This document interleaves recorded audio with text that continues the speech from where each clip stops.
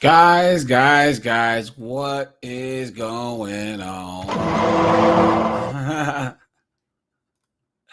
I hope you guys are I hope you guys are doing well, right? Hope all is well, guys. I hope you're doing good. Here we are on a Tuesday. Let's see.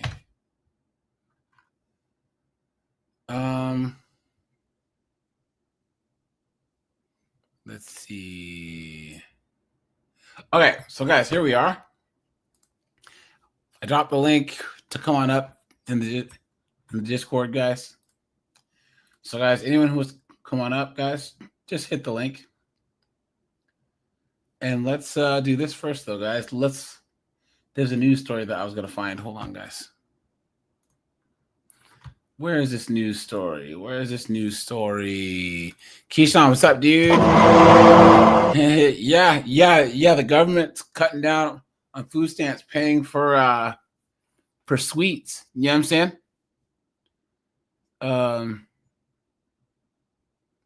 Damn. Rajai, what's up, dude? Good to see you, man. Good to see you. Good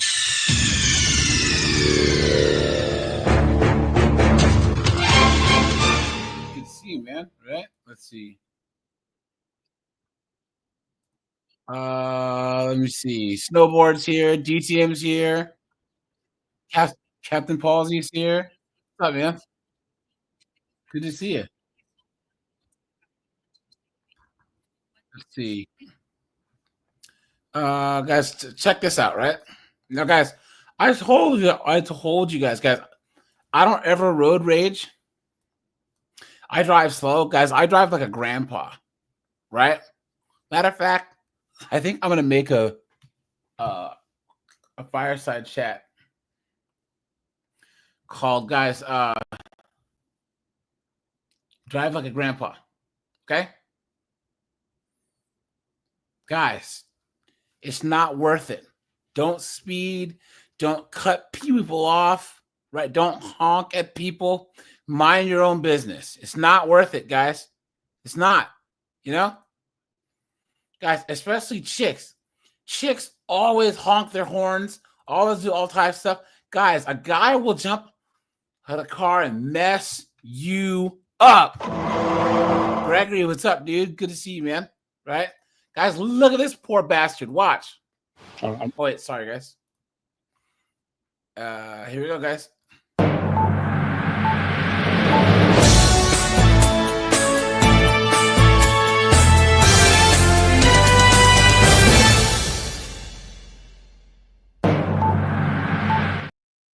Here we go. I'm lost for words, actually. Ronnie Bushway Sr. speaking emotionally about the son who shares his name. Just a bad thing that happened. Winooski police say 46-year-old Ronnie Bushway II was brutally assaulted on Mallets Bay Avenue on Tuesday night, in what they say started as a road rage encounter with 44-year-old Aaron Williams. Police say Williams punched Bushway, gouged his eyes, and then punched him again several times before leaving the scene. Witnesses rushed to help. He couldn't really say much. He couldn't talk much. Blood was just pouring from his nose. Williams appeared in Chittenden County Court on Thursday. He's charged with aggravated assault and maiming, which carry a 15-year prison sentence if convicted. Snowboard, I see you, buddy. Williams pled not guilty to both charges. Bushway was taken to the hospital and underwent 2 major eye surgeries. His father says doctors expect a long recovery process and are unsure if he will ever fully regain his sight. Gouged his eyes so bad, he lost his vision. Absolutely insane, man. This was over road rage? Yeah, over road rage. Oh, my God. And, guys, I don't know who was in the right. I don't know who was in the wrong. But, guys, leave it alone, man. You know what I'm saying? Yeah. If some guy cuts you off, you got snowboard. So, do you remember the lady who got punched in the face? Yeah, that was beautiful.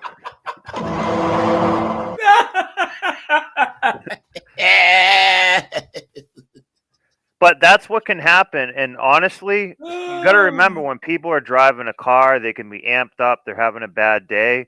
Someone might kill somebody else and just say, you know what?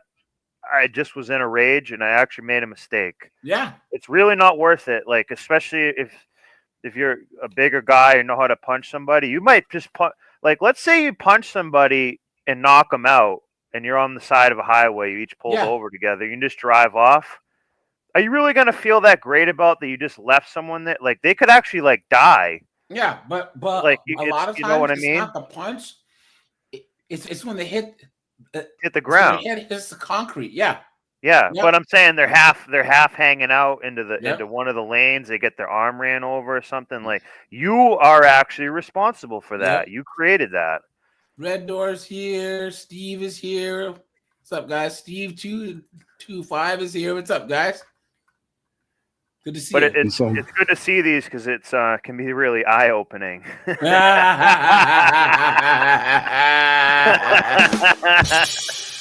You know, this really makes me see things clearly. I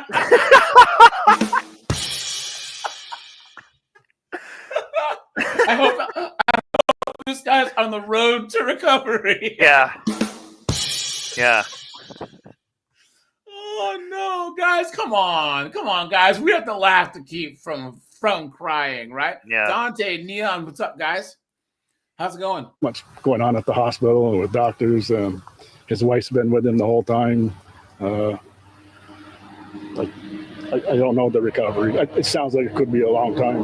Bushway was reportedly on his way home from work when the incident happened. He works as a tractor trailer driver, so he needs to pass his CDL license. Damn, there goes his work. He drives tractor trailer, so he needs his CDL.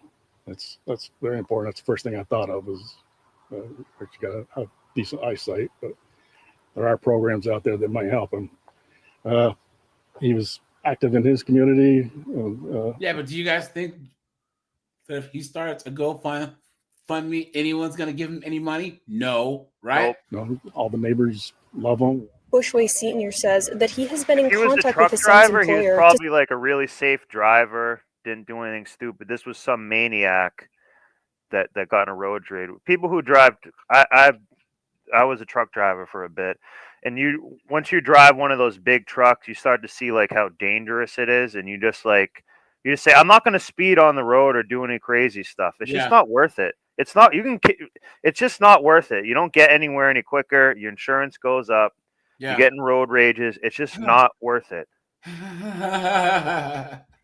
Kathleen Miles. I'm sorry, guys. We just talked about a chick getting the friggin' dragon punch in the face. Guys, here we go again. Only works downtown 1 day a week. Today, she's still suffering the consequences of that random attack.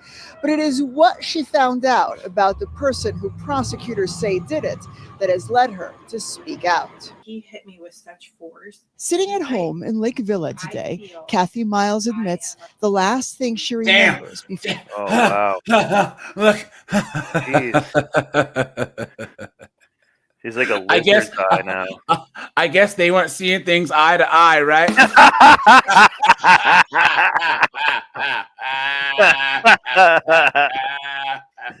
The glass looks half empty now, doesn't it?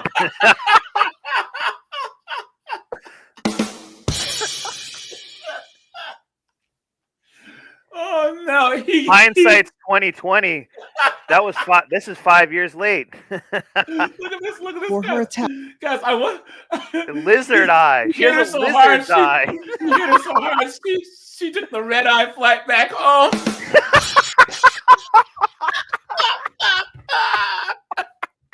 Hey-o!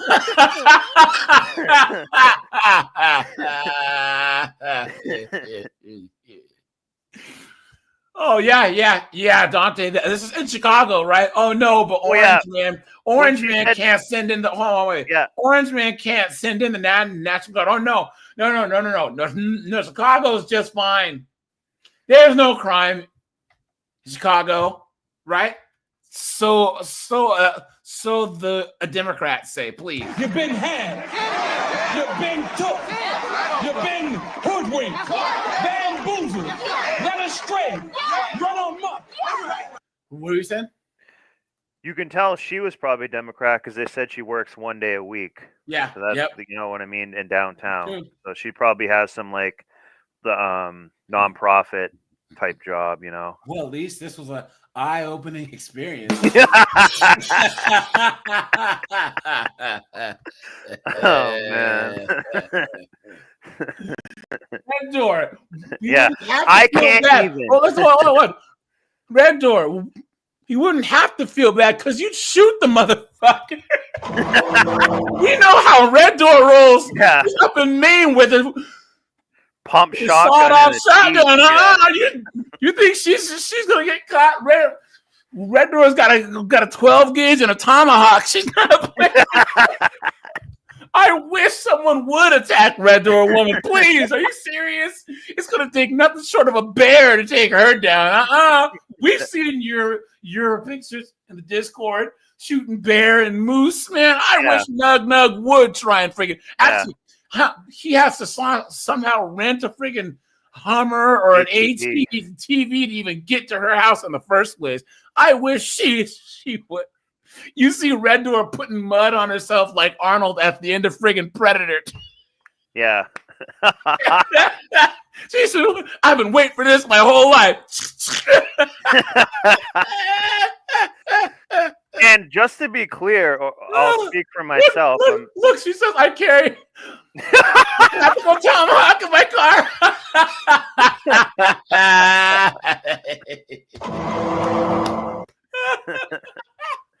Oh, that's, Red Door. I don't think that I can handle that type of racist stereotype, all right?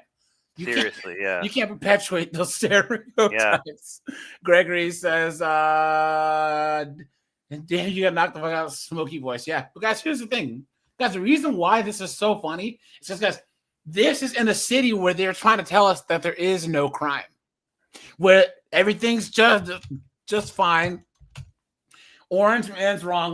There was like 50 people shot in Chicago over the weekend or whatever. So thanks for the $2, man. Right? No, you're not asking me. No, it's called garlic croutons. Yeah, and they're right there on the scene. Back on August the 19th. I just want to say past... one disclaimer. I'll speak for myself. Yeah. But I'm sure AJ probably has a similar thing. I take no pleasure in watching other people being hurt and stuff. Like, I'm not laughing at her. I'm just making a joke to try to make people laugh. Like, I don't think sometimes at some 304s I'm definitely laughing at. But these people in large didn't deserve any of that. So I don't think it's funny. I'm not being like, haha, it happened to them, not me. Like, that is stupid. I don't do that. I'm sure AJ probably doesn't, but I don't know, maybe he does. But I wouldn't say like we're being like doing it in a bad way. If it's a dumb 304, we definitely do it. Nah, man. Schadenfreude is, I eat it for breakfast. I'm serious. It's my favorite ice cream flavor. Because guys, I don't have Haagen-Dazs. I have Schadenfreude. with some friggin' chocolate sprinkles and some friggin' whipped cream. But guys, the thing is I love Ben and geriatric pregnancy ice cream. guys, this is funny because Red Door, all you guys, who do you think these dunderheads voted for? They wanted to defund the police. They have that woke Mayor Brandon Johnson, or whatever, who has a $1.5 billion deficit, who wanted these migrants and sanctuary cities in. What do you expect? Yeah. What do you expect? You reap what you hoe. Yeah. But it's true, though. Even Lori Lightfoot did a better job than this guy, which is like, think of how bad that is to say. Yeah, that's true. Yep. Block 37 in the Loop on the way to the Union Station. I woke up and my coworker was standing above me saying, "You're okay. We're in the hospital. You've been assaulted." She then passed out again. The next thing I remember is my daughter, Deanna, saying, "Hi, Mama. I'm here. You're okay." And while she doesn't remember what happened, a colleague who was walking with her at the time told her this. She had said this man came in between the two of us, shoved us apart, and then hit me in the face. That punch left Miles with several broken bones in her face, as well as a concussion. According to police, she was. There you go, guys. Guys, that's one punch. You guys see on the whatever podcast when you see these chicks saying men aren't stronger than women and women are just as strong. Guys, that was one punch. Guys, the average 16-year-old boy can end a woman with his bare hands. Okay? I would say the average 15-year-old. And guys, once again, we've gotten to such a litigious society that men mind their own business. See, back in the 1980s, 70s, 60s, there'd have been guys to jump on this guy and protect this woman. Now, if you step in, right, you'll get sued. Yeah. You'll go to jail, you know? Was assaulted by 32-year-old Or even if you don't, William you're going to Livingston. have to pay a lawyer a bunch of money. It's going to take a bunch of your time. You're going to say, this actually wasn't worth it. It's just worth it, just not based on law. I'm not saying morally it's not worth it, but you're like, I can't get involved in this because I'm going to have to pay a bunch of money and stuff. I guarantee this guy's been in and out of jail. And judges keep letting him out. A record search produced 13 mugshots of Livingston. Look at that! Look at that! Oh my God, he looks way different too. 13 times, guys, he's been arrested. Wow. 13 times. This is 6 what happens, one, half guys. dozen another, plus one. Look at that, guys. This is why I laugh. Because the knuckleheads that this chick voted for let this dude out. Going back to 2012, a large number of those arrests for aggravated assault and battery of both women and police officers, something Miles found out after the fact. Like, what is enough? You know, what does someone have to do where he's going to be, they're going to be held accountable? Who did you vote for? Yep. Who did you vote for? You absolute dunderhead. You stupid woman. According to online records, Livingston's history of random acts of violence against women goes back 8 years. Random acts of violence against women. Look, randomly attacked two women. Both cases were dropped. Look at that. 2017, he was accused of randomly attacking 2 women months apart. Both cases were dropped.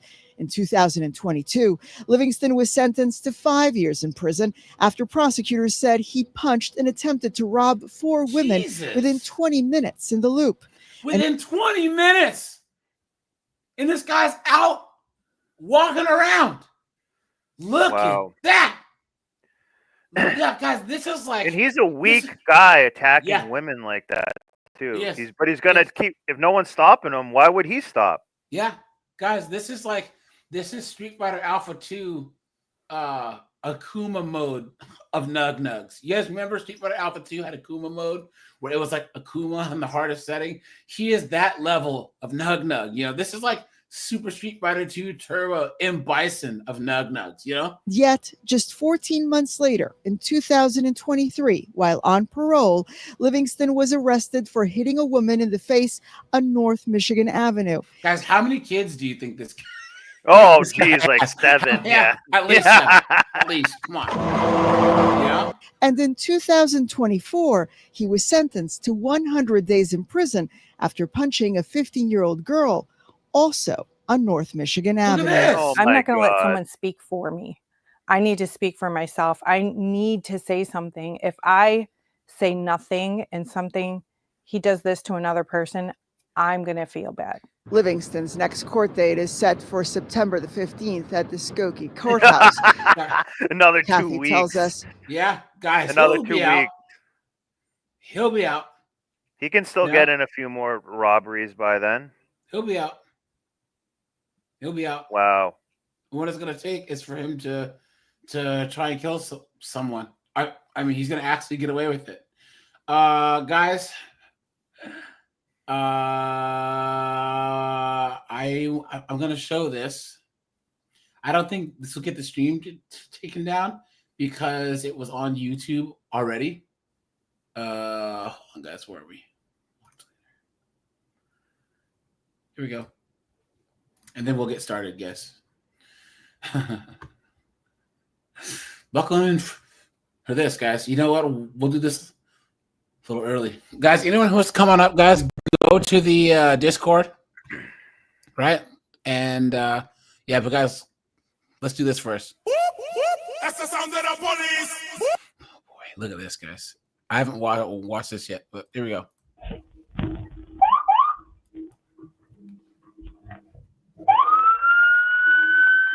Ran the stop sign. Yeah, no signal, turn signal. 108, Gup, I'm behind it. You're on Avenue A. All right. Come back, good buddy.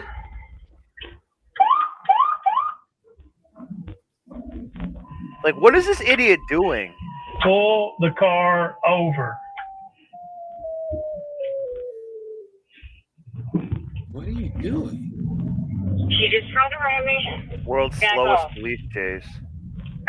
I've actually seen this one before, I think. You know what happens at the end? You just get yourself in a lot more trouble. I have, but not in a while. He stopped. I made him stop. Pull in here so you're not blocking the roadway. All right, what's up?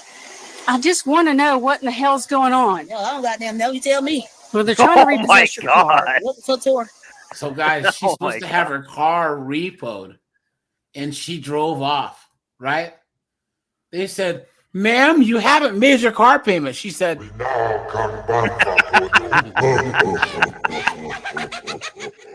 ma'am, I'm not playing games. I'm going to need your keys. Ma'am, I'm going to call the cops. Don't you take off.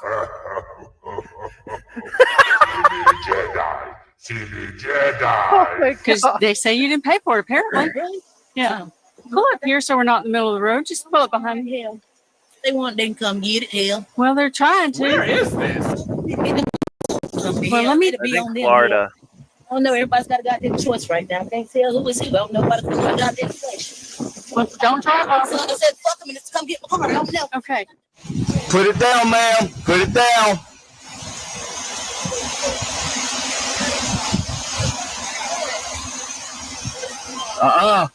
No, ma'am.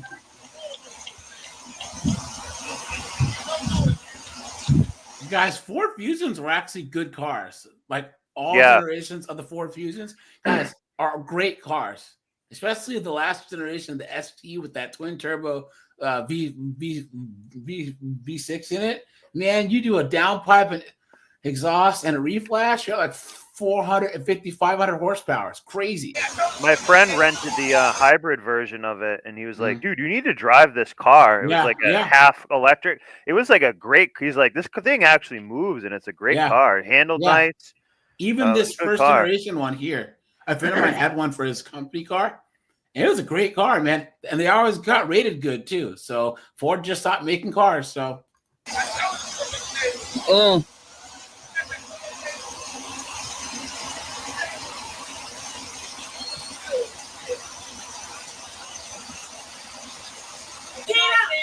Gina, put the knife down. Unlock the door. Drop the knife now. Drop it. Oh, did he taser? Yes. Guys, look at that. It's the most wonderful time of the year. Look at that. Let's go. All right, put it down.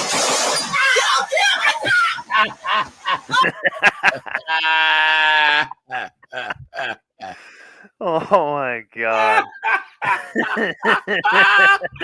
Here comes Santa Claus. Here comes Santa Claus. Oh, God, that was not it. You love the taser. Unlock the door. Put down that taser. Drop the knife now. Drop it. You know that if this was a guy, right? Do you think they'd have given him this many chances, guys? No. They'd have taken him out so fast. Put the knife down! Damn. Oh, God. Dang. She got Wow. so she got the hot brass and she got tased at the same time. Glockavia Dude. got the Glock, yeah. Dude, yo, guys, do we have a word for when a chick gets iced like this? Glocktavied, maybe? Nah, They use no, Glock.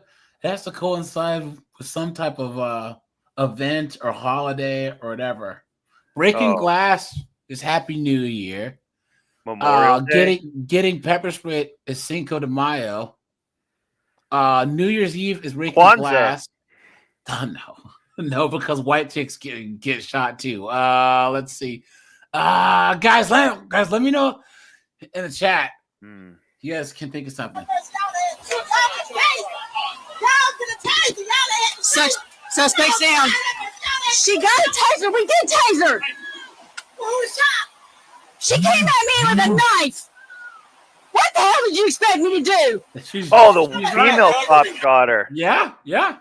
Wow. Guys, and She was useless. She shouldn't have been standing there. I noticed that right away. Here's the thing, guys. This female cop did nothing wrong. Yeah. This woman got out. Guys, first of all, this is a police. This is what is it called? A group of police. Help me out. Squad. Yeah, where they have full-size pickup trucks for cop cars. Do not mess with any cops that have full-size pickup trucks for cop cars. Guys, the Ponytail Patrol. I mean, guys, what was she supposed to do? She had this wildebeest stampeding towards her with a knife, No, guys. And yes, guys, the Ponytail Patrol is useless at all, but I don't see anything that she could have done. This 980-pound, thing had a knife. Come on. All right, okay, listen to me. All right? Does she have the knife? Left and right here. I want to get you help, okay? It's in that hand right there. Whoa! Look at the size of that knife, man. Look at that. Wow. Yeah. Looks like that was a mistake knife. Check Yeah. for the wounds. All right, got one there.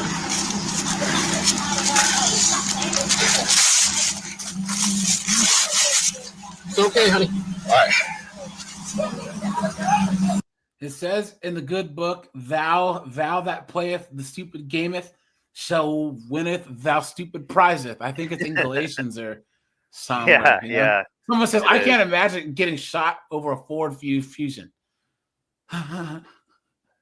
Someone says, a cop telling the stupid witness off. Perfect. Someone says, 0 stereotypes were spared in this video. Look at that. I guess she couldn't afford the car. Yeah, look at that, dude. Look at that, right? Come on. Look at that, man. She brought a knife to a gunfight. This she got herself shot and killed over a car she doesn't even own. Look at that. Someone said still temp tags on it, already getting repoed. Someone says, oh my God, it had temporary tags on it too. Wow. No way.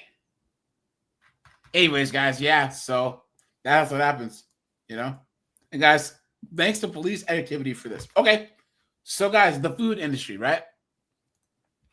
Guys, there's a couple of things about the food industry that I want to talk about, right?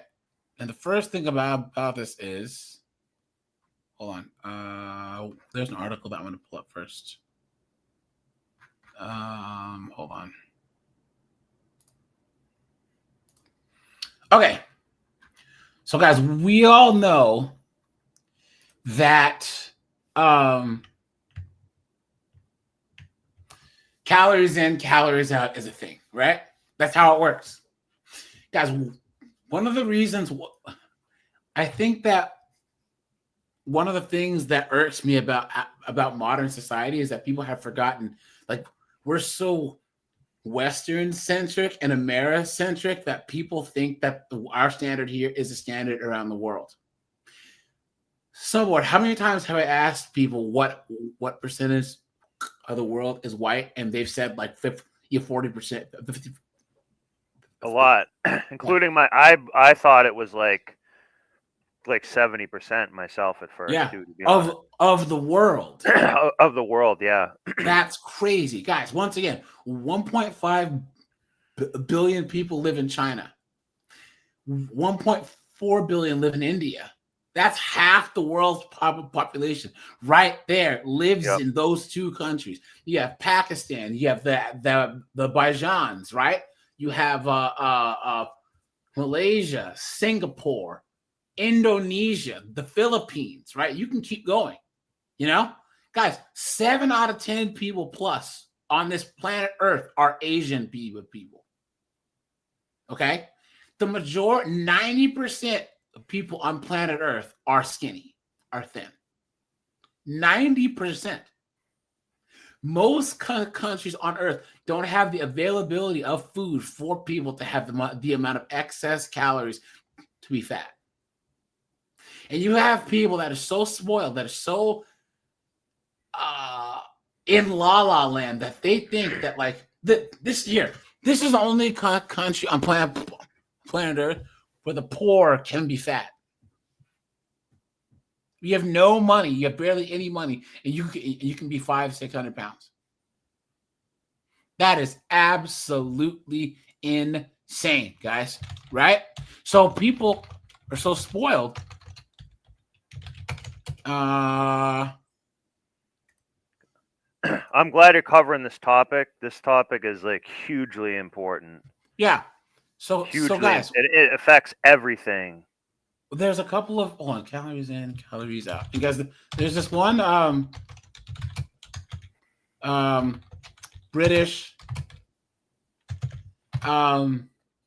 researcher person who was saying that calories in, calories out is a myth, and that she would bet her license on it, and blah blah blah blah blah blah blah. Just try and say like you just naturally gain weight, as if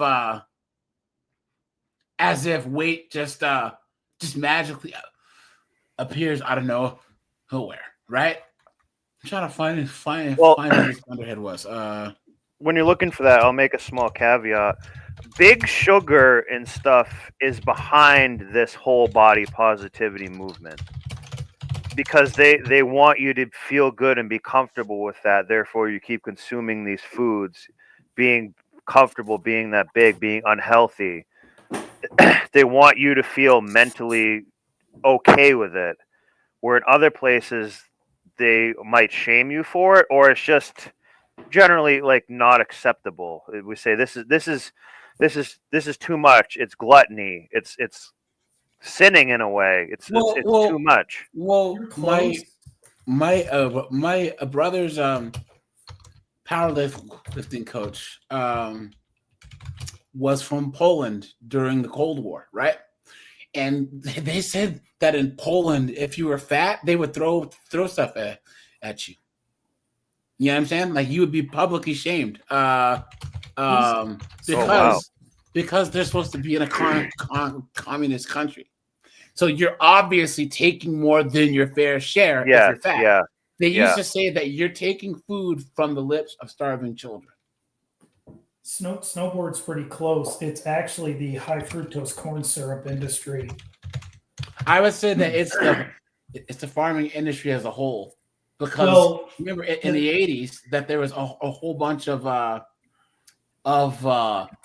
wheat just sitting around. They had an abundance of wheat crops, and that's when the food pyramid and all that crap started coming out. Is because they wanted to sell more. Kellogg family and stuff did that. Be like, oh, you should just eat a ton of sugary cereal every day for breakfast. And that's where a lot of ADD comes from and stuff. The food problem is a huge problem, and that's one reason that clown world exists, is the food problem. You eat garbage food, You Right. start taking psychiatric medication, and you're more susceptible to things because you're weaker. You don't want to exercise. You just become weaker, and the food becomes a drug to you that you can satiate yourself with all the time. Have you guys heard of the documentary called King Corn? No. But we should I have, yeah. You should watch it. As you guys know, I'm older Gen X. When we were kids, there might be one fat kid in the whole school. Yeah. But one of the things that King Corn talks about is it goes all the way back to the 60s when Nixon was president. And one of the things Nixon wanted, which was really good, is that he wanted the American consumer to have the lowest grocery prices in the world.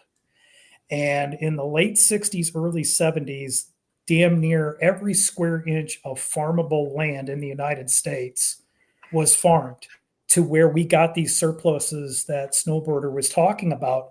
Dude, I can remember my mother freaking out after a grocery trip because there were three of my siblings and myself living at home. My dad comes home from work and she says, I spent $25 at the grocery store. Yeah. Dude, her Chrysler, it was a 73 Chrysler, which means the trunk was so big you could put about 5 bodies in it with room left over. That trunk was packed full of grocery bags. $25. I spend $130 and I get 4 bags of groceries if I'm lucky today. Yeah. So when you go to King Corn, a lot of the stuff that you see growing in these cornfields is not fit for human consumption. It's used to feed the cattle. Yeah. Yep. That's true. And that stuff is used to make high fructose corn syrup. And the HFCS is the stuff that fools the body into thinking it's not getting any nutrients, and it's those empty calories that people are consuming. And when you see the process and how that stuff is made, you will puke. Might as well drink alcohol. Yeah, but guys, it's worse than that. But guys, here's the funniest part about all this stuff, right? Once again, I always look at black people because, guys, we are the fattest race in America, especially Kevin B-dubs. Samuel said the black people are the barometer of the health of the nation, and he is dead on. And guys, physically, emotionally, and mentally. You look at the difference between the weight of black women versus black men, right? Black men tend to be healthier. I was gonna say the only thing that actually takes us black men out at a young age is violence, obviously, but we don't start because exercise in sports is part of our culture as men up until we get older, and then the hypertension, the heart disease, or whatever. But black women, you start seeing B-dubs that are 400 pounds when they're in high school. You know what I'm saying? It's crazy. I think Spelman College had to get rid of their athletics programs to put money into weight loss for the girls. What was the average weight of a black American man? Let me see. But it's also sinister because you're like brainwashed to buy all this garbage. Like as you're a kid in the 90s watching all these cartoons, like, oh, I want to get Dunkaroos and all this like Gogurt and all this stuff. And as a parent, a boomer parent, I'm going to give them the benefit of the doubt to saying, oh, it's probably okay. I am a little bit pissed at them that when they go to see a yogurt package, instead of it saying, oh, it's in it yogurt, it's a paragraph full of stuff they can't pronounce.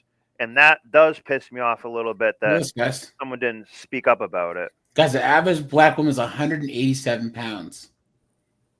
Jesus. Look at that, guys. That's absolutely insane.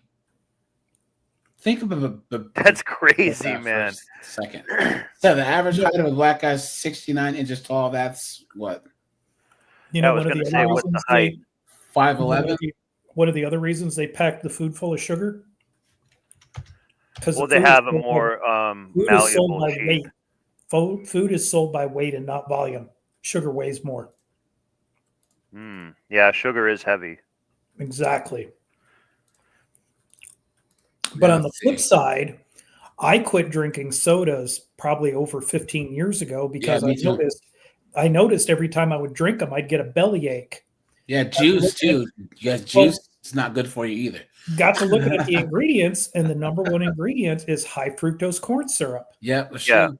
Now, my ex-wife's kids, her oldest son is in his 30s, and he said, I tried drinking a soda with real sugar, and it was disgusting. And I said, dude, you have no idea what you're talking about. Look at this, guys. The sugar with real soda is good. Look at this, guys. I mean, it's tasty, but it's not good. This is this mass I was telling you guys about. Is a proven fundamental. Calories are energy, and it's literally just the law of thermodynamics. Hey, I'm Fat Positive Fran. I have a bachelor's in biochemistry and a PhD in cell molecular developmental biology. My thesis was working on metabolism, and here is why what you said is 100% wrong. Okay. First off, I don't consider this a reliable source. I tried to look up the impact factor of myoleanfitness.com, but couldn't find anything. Second, what you're describing is not established fact. It's a theory that was proposed in the 1950s. Suspicious date, and was very quickly replaced. What? Why? Because she thinks it's patriarchy. That's why she's saying that. Yeah, and guys, here's the thing. In 1950, everyone was in shape. But hey, guys, you look at the 1940s, right? When there was places where after Germany was defeated and they found people in camps, right? Look at how those people were when they were doing lots of work and not being fed.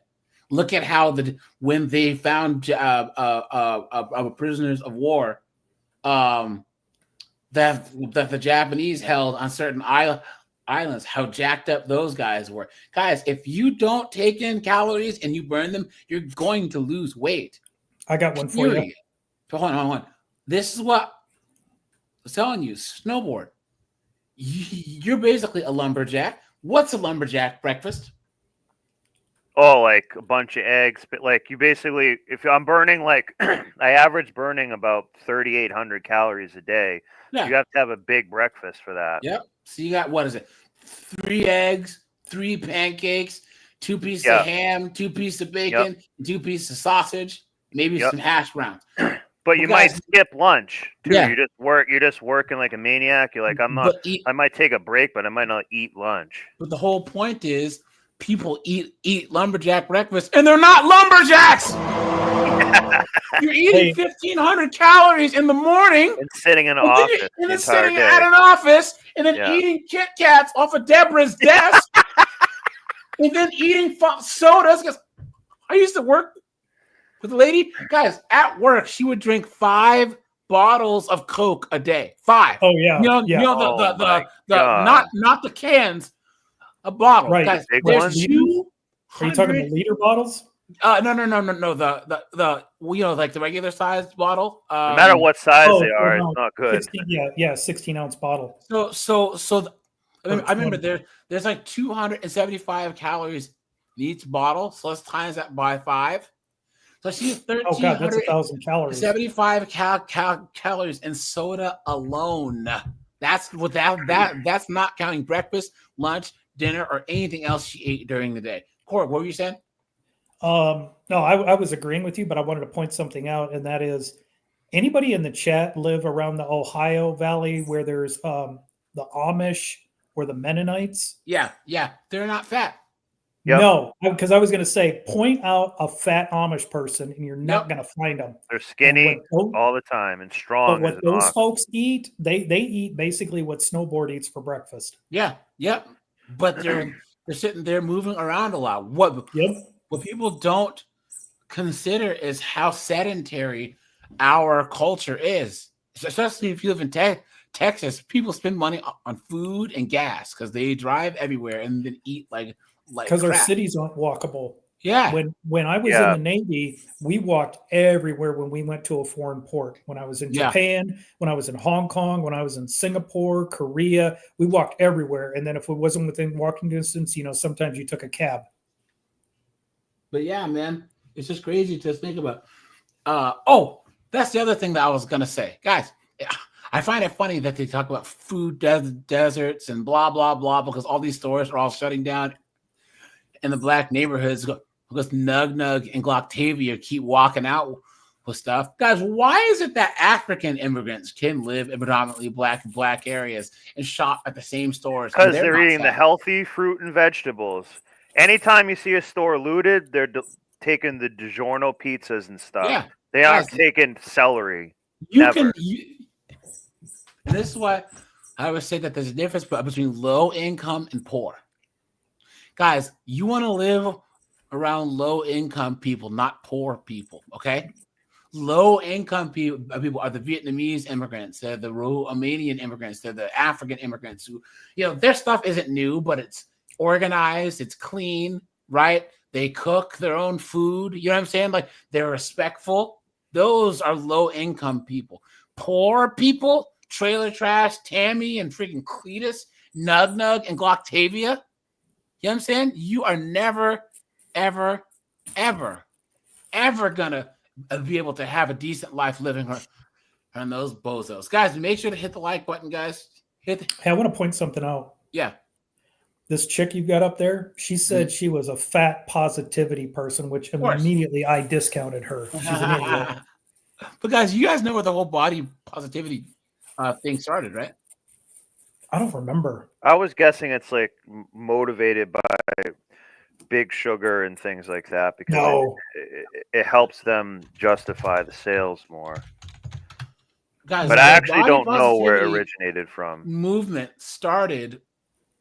It's always been a thing, but it actually started right after 9/11, right? Because we had soldiers coming back having their arms and legs getting blown off. You know what I'm saying? Or like you had people. So it was actually for people that who were disabled. They were disabled. That have a deformity or disability. They look that's right. That's right. That came from actually a pretty good intent. Yes, and then it was co-opted by these knuckleheads. Yeah, that's true. That's sickening. That's actually despicable of them. I always thought it was cool when because I can remember World War II, Korea, and Vietnam era amputees, and they would have these artificial legs or artificial arms that just looked like something that was cobbled together in your uncle's basement. And then they started coming out with those artificial legs that had the little spring, steel spring that represented the foot that could give them better mobility. And then you saw these people were giving them custom paint jobs. And I thought that was the coolest thing in the world. It was like, own it and rock it. But the fatties co-opted the body positivity movement. I forgot about that. Yeah. But yeah. That's a great point. That's a great point. That's kind of that's exactly where it came from. Guys, but there was fat acceptance as early as the 60s. There was these dunderheads on it. I'm fat. And Martin Luther King's marching for black people. You need to march for fat people too. Well, if you were marching, you'd probably lose some weight. One of the reasons why school children all the way through high school were so fit in the 50s, 60s, and 70s. Well, they made them train like maniacs. It was for military readiness. It was for national security. Because if you have to have a conscription, you need to have fighting men that they're going to be in shape that they can get through basic training without any issues. Yeah, but this was the reason why. Yeah, I knew you were going to show this. Yeah. To speak to the people of America. That exercise is just for her to be a 304, that particular one. That is physical fitness. And I speak not only as President of the United States. Notice it's only but women also who are doing as a that. Parent of 2 children, who I hope will grow up with those qualities of vigor and energy, which we identify with the best of America. This should be a matter of concern to us all. A country is as strong, really, as its citizens. And I think that mental and physical health, mental and physical vigor go hand in hand. I hope that we will not find a day in the United States when all of us are spectators, except for a few, who who are out. Ding, ding, ding. That's Yep. the world we're living in now, guys. Right? But that's what it was. If you need to conscript for a war, you know, like right now, I've heard of waivers. As a matter of fact, there's a video that I saw on YouTube a few months back of a Marine Corps drill instructor who looked like a frickin' Navy fatso. And everybody in the comments was saying, how the hell is that a Marine Corps drill instructor? Because those guys were normally 6'3", 6'4", and built like a telephone pole. Yeah, I don't understand. Yeah, he probably had no cardio. He probably was strong, but no cardio. That is not a good look for a drill instructor. Yeah. I just want to say one caveat to what AJ just showed. It's also what Korg said for the military readiness and whatnot, but it was also for just general well-being and being happy and being, you know, a more productive person. Yeah. You're going to be more productive and have well-being, and everyone's going to be happy, and you're healthy, getting sick less. That's all good stuff, and that's everybody wins when that happens. It doesn't matter what your political party is and stuff. Sure. We can make a parallel. What party is a bunch of fat pigs, weaklings, pale, and tries to celebrate it? Stuff? And tries to celebrate weakness. Tries to celebrate not accomplishing anything. Yes.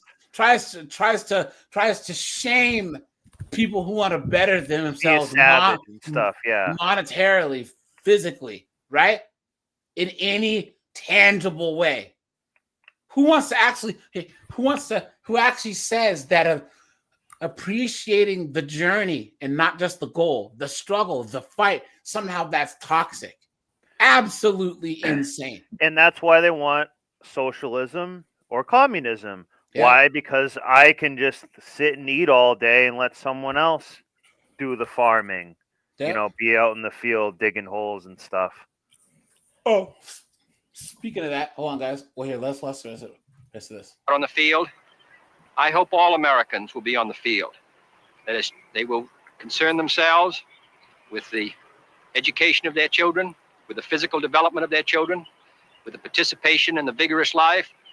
And then also, as their children get older, inculcate into them a desire to maintain that vigor through their normal life. Our citizens are living longer. We want them to participate fully in that longer life. But they can only do so if they give some of their time and some of their effort to maintaining that vitality. This is a subject which should be of interest to us all.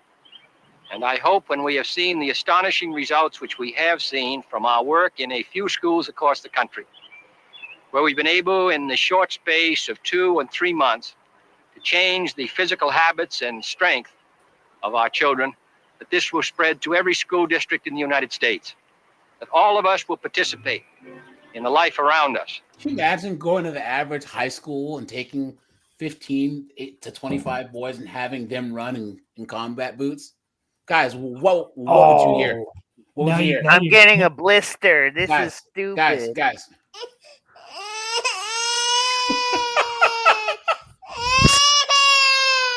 They had to stop.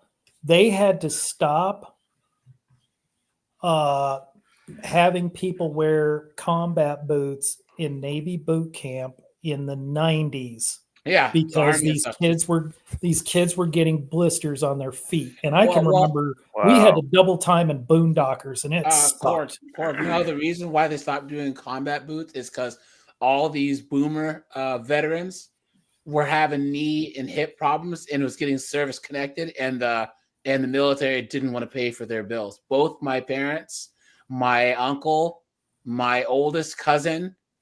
My one friend who was in the Marines, my friend Aaron, who's in the Air Force, they all have bad knees and bad hips. And it turns out it's because they were running on asphalt and concrete in combat boots. Yeah. Which you're not supposed to. So they don't have any shock absorption. They make it better. Yeah. If you're running in combat boots on trails or in dirt or in grass, fine. But you're not supposed to be running. Yeah. You're better off running barefoot on concrete. It's true. It's true. So there's different kinds of combat boots in the Navy. The ones that we got were called Boondockers, and they were only ankle tall. And if you could, when you got on board ship, you wanted to get your hands, well, I take this back because I was on a carrier. You wanted to get your hands on the flight deck boots. Whoa, whoa, whoa, whoa, whoa, whoa. Hold on a second. Hold on. That's right. You were on an aircraft carrier. Badass. Why did I not know that? Dude, that's so cool. Dude, I remember the first time that I ever saw an aircraft carrier in person. I was at Bremerton, dude. I was driving through. We went up there to dry dock. And dude, I was driving, right? And I turn like, holy crap, an aircraft carrier. And you're driving like 35 miles per hour down like a and you look and you're like, it's still there.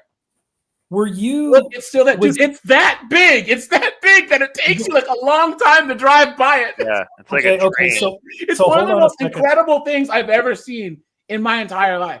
You know? Were you driving down? God, I can't remember what road that is. Where they had 4 of them all lined up, pierside, because that was the Ghost Fleet, the carriers that are being operated on. Seeing one of them, and it was guys. It was one of the. I hate to use the word breathtaking because I don't. But dude, it just the like. It's insane, guys. It's overwhelming.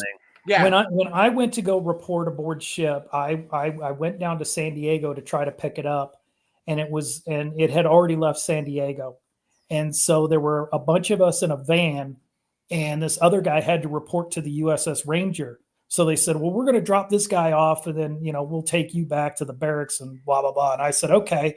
We get on the pier, and it's exactly like AJ said. I was just looking up, saying, oh my freaking God, this thing goes on for freaking ever.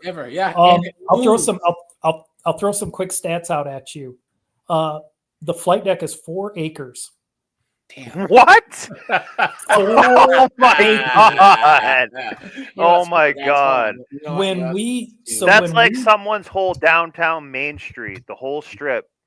Look at this thing. So go Nimitz class. Look at this thing.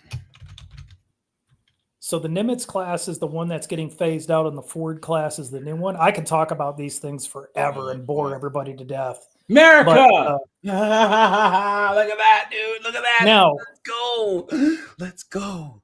Dude, I wish. Welcome to another episode of I Wish a Motherfucker Would. I wish someone would mess with us. I wish. I wish. Guys, America. So let's go. Keep going, man.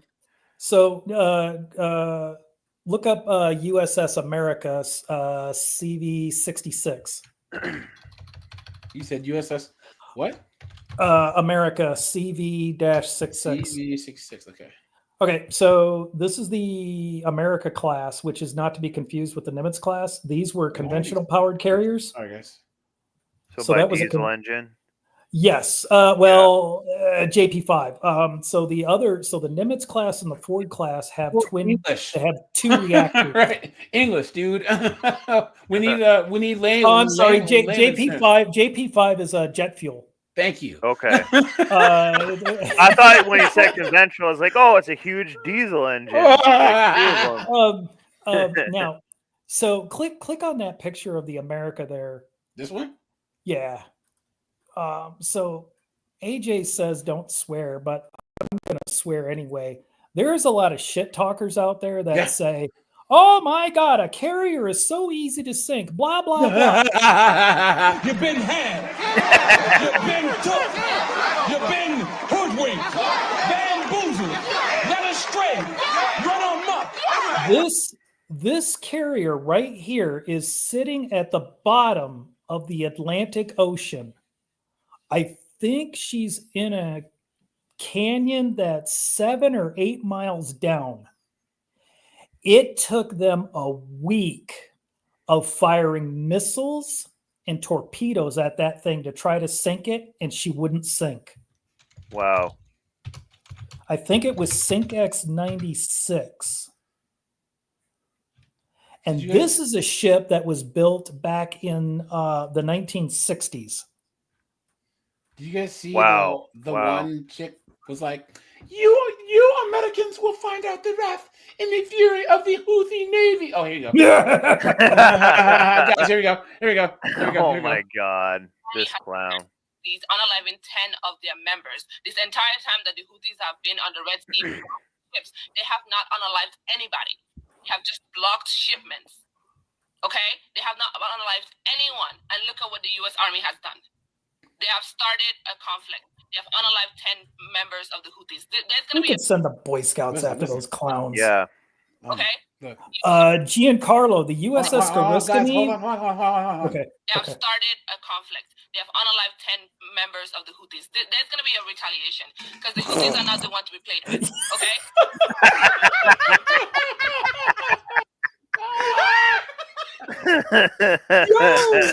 No, dude. Oh Almost man. made me choke on my fucking pre-workout. Holy shit. All right. In all seriousness, ma'am, as a proud veteran of the United States Navy, in fact, as a proud veteran of the United States Navy who actually did some shit off of the coast of Lebanon and Israel in 2006, the best thing I can tell the Houthis is calm down and sit down.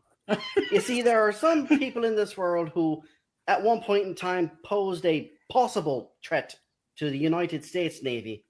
They're now known as memories at one point in time, but no more. Let's go. Hell, even Japan decided to sucker punch the United States Navy in 41. And they did a good little blow to the Pacific Fleet. Then the rest of the United States Navy found out, and Japan doth fucketh around and found out. And I think when it comes to the Houthis going up against the United States Navy and even the British Royal Navy at the same fucking time, there's these ships in the United States Navy. They're called destroyers. That's literally all they do. That's their job. They clap cheeks. Destroy. Yeah. They could hit a tick off of a dog's ass from 200 miles away with a satellite and a rocket. What's the Houthis' attack distance? 50 yards? In all seriousness, if the Houthis were to fuck around and find out, there'd be a new song about them called Houthi Who. Yo, that's pretty funny, dude. Yeah. Now, This guy's pretty funny. you guys want a good true story? Yeah. Okay. Aircraft carrier is easy to find, right? Mm-hmm. Okay. We went out on deployment and we went up the western coast of Canada, and we were going up to Alaska, and a Russian cruiser spotted us. And so we were going through the Aleutian Island chain. If you guys are familiar with the geography of Alaska, the Aleutian Island chain stretches almost all the way to Russia. So it was about 4 o'clock in the afternoon for you civilian people, or 1600, when we were called to see an anchor detail, which means that the ship, in an emergency, we would have to drop the anchor in order to effect an emergency stop.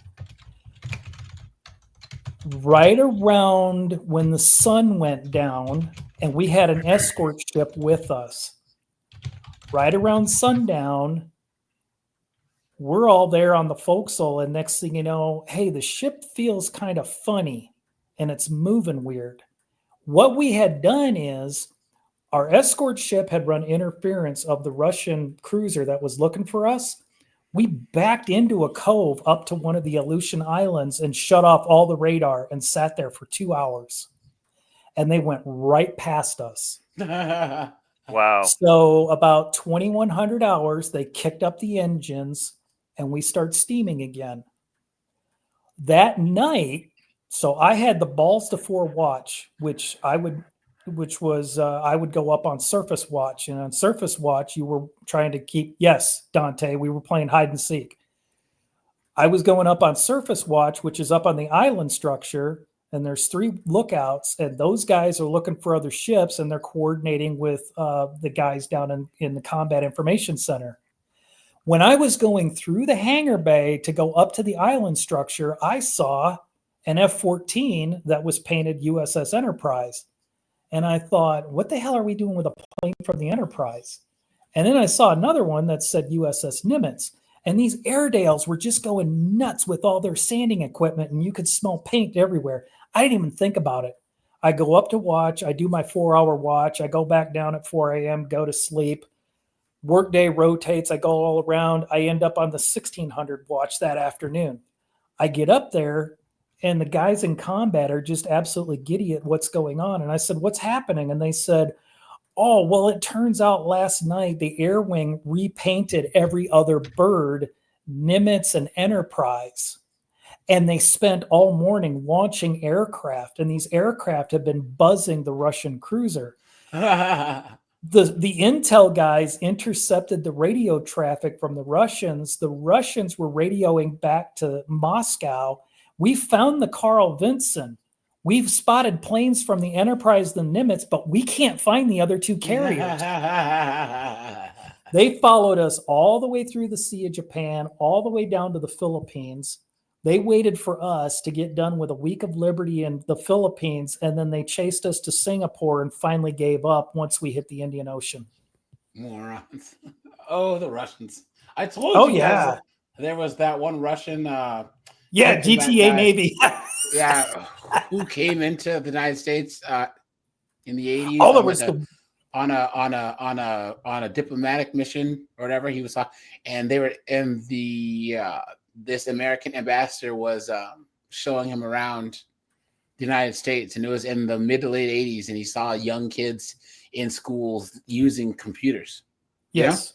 You remember with the big floppy disks and like yes. Math Blaster and the little frog game with like math. What was the game where you were the little frog guy and you ate numbers for math? Now it was a math game. So, and the guy goes, "Well, Russia's lost the Cold War." And he's like, "Why do you say that?" He's like, "Well, because it takes cosmonauts years and years to learn how to use a computer.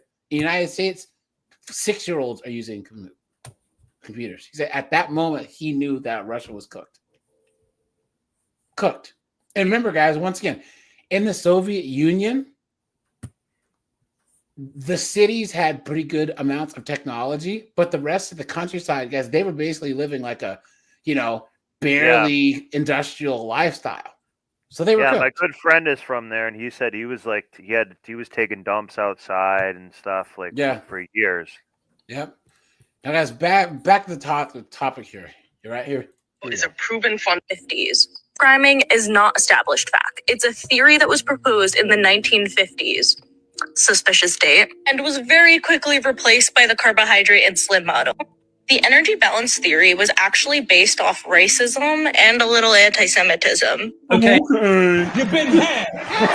You've been took. You've been hoodwinked. Bamboozled. Led astray. Run amok.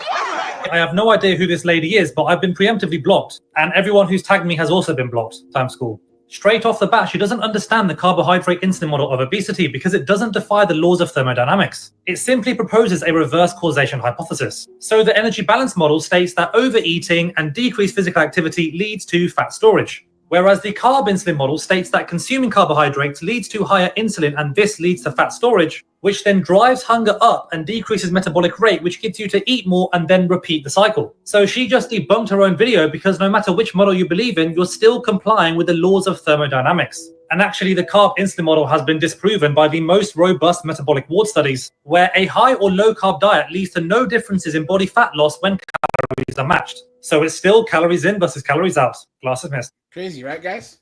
So you're trying to tell me that by overeating and eating super calorie dense foods and then not exercising, I'll get fat?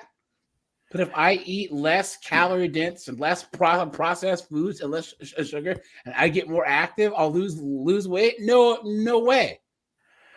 It makes no sense. We should but this is the power of the marketing and all that. Yeah. You can't tell me that 500 calories from eating Dunkaroos is the same as 500 calories from eating like organic broccoli. It's just not the same. Like first off, you wouldn't even be able to eat probably 500 calories of organic broccoli before you're full. And just so mathematically it might look the same, but the minerals and the nutrient density and everything is much, much, much, much different. Well, it's like why they tell people to eat an 8-ounce steak instead of a 20-ounce steak. But it's like, guys, if you're gonna have a race car, like, what's the point? And you have a Corvette, right? Don't and put you build 7-Eleven gas in it. It's garbage. And you put 87 octane gas in it. You're gonna feel like crap. You know, it doesn't make any sense. And guys, look, as long as you exercise, no one's asking you to be an Olympic athlete here. All right, but guys, exercise. Don't drink too much. Don't smoke. Cut the sugar down, guys. Put a 1 in the chat if you're a person who eats sweets, because I'm not really a sweets guy. I was never really one for dessert. I was never really one for any of that. I'd rather have a beer. You know what I mean? If I'm gonna have empty calories, I'm gonna have an IPA. I'm sorry, you know, but I usually don't go like running for Kit Kats and Hershey's and I speak from experience. I used to be really bad about sweets, and I think it is about as bad as getting off of cocaine. Yeah. I think so. Well, it is. It lights up. Sugar lights up as many parts of your brain as cocaine. We're gonna get into that here soon. And they know that. Let's look at this. Actually, here's a short BBC. But drinking is pretty awesome. Guys, absolutely. Sorry, I can't. Guys, the BBC is copyright free, right? How much time travel have either of you guys experienced when drinking? Because I've experienced my fair share of time travel. It was quite a bit. It was an evening, and the next thing I know, it was it's morning. They can tell me how bad drinking is. Because I just like the taste of beer. I like the taste of beer. I like beer. I like scotch, and I like rum and cokes, Jack and Cokes too. I'm sorry, dude. I don't care. I'll run the extra laps if it means I can have a couple of good beers. You know. So, okay, guys. BBC is copyright free, right? Because it's public. I would imagine it's supposed to be public. Yeah, it's propaganda. Even if they want to cut down, even if they know it's killing them, they find they can't stop. My name's Chris Van Tulliken. I'm an NHS doctor. I'm a scientist, and I'm part of a growing group of doctors and academics who are increasingly worried about the effect that the global food system is having on all of us. When it comes to obesity, the way that we've understood the problem is it's a failure of willpower. But here's the thing. It is, though. Ultimately, guys, that's why the whole thing about, the government put crack in black neighborhoods, but we didn't have to take it. Yeah. Guys, if someone puts a big thing of fentanyl in front of me, I don't have to take it. You know? So, Snowboard, what were you saying? You are right, but the fentanyl one is maybe an extreme example, but is that realistic for the average person? As a society, the answer is clearly no, or else yes, it is. It would have changed it. It should be. It should be in theory, but what I'm suggesting is the reality is that it's kind of not, because people eat for emotional reasons and all that. I think like it should be that way, but I think that they it's hard to explain. But you are right, AJ, and this guy is right too. You're saying the same thing. So there's a couple of things about food that's an issue, right? Because number one, our dads and granddads, they went to work, and the wife worked either near the home or in the home. She either worked at a market or whatever, came home and cooked and had a meal waiting for her, right?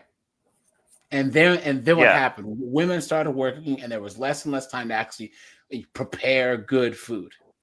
Yes, now you're eating preservative food because they had to stay on the shelf. TV dinners, exactly. People started eating in the living room and not around the table. And watching TV at the same time, that does a lot to your brain. Look at the Wonder Years and TV all these. Dinner.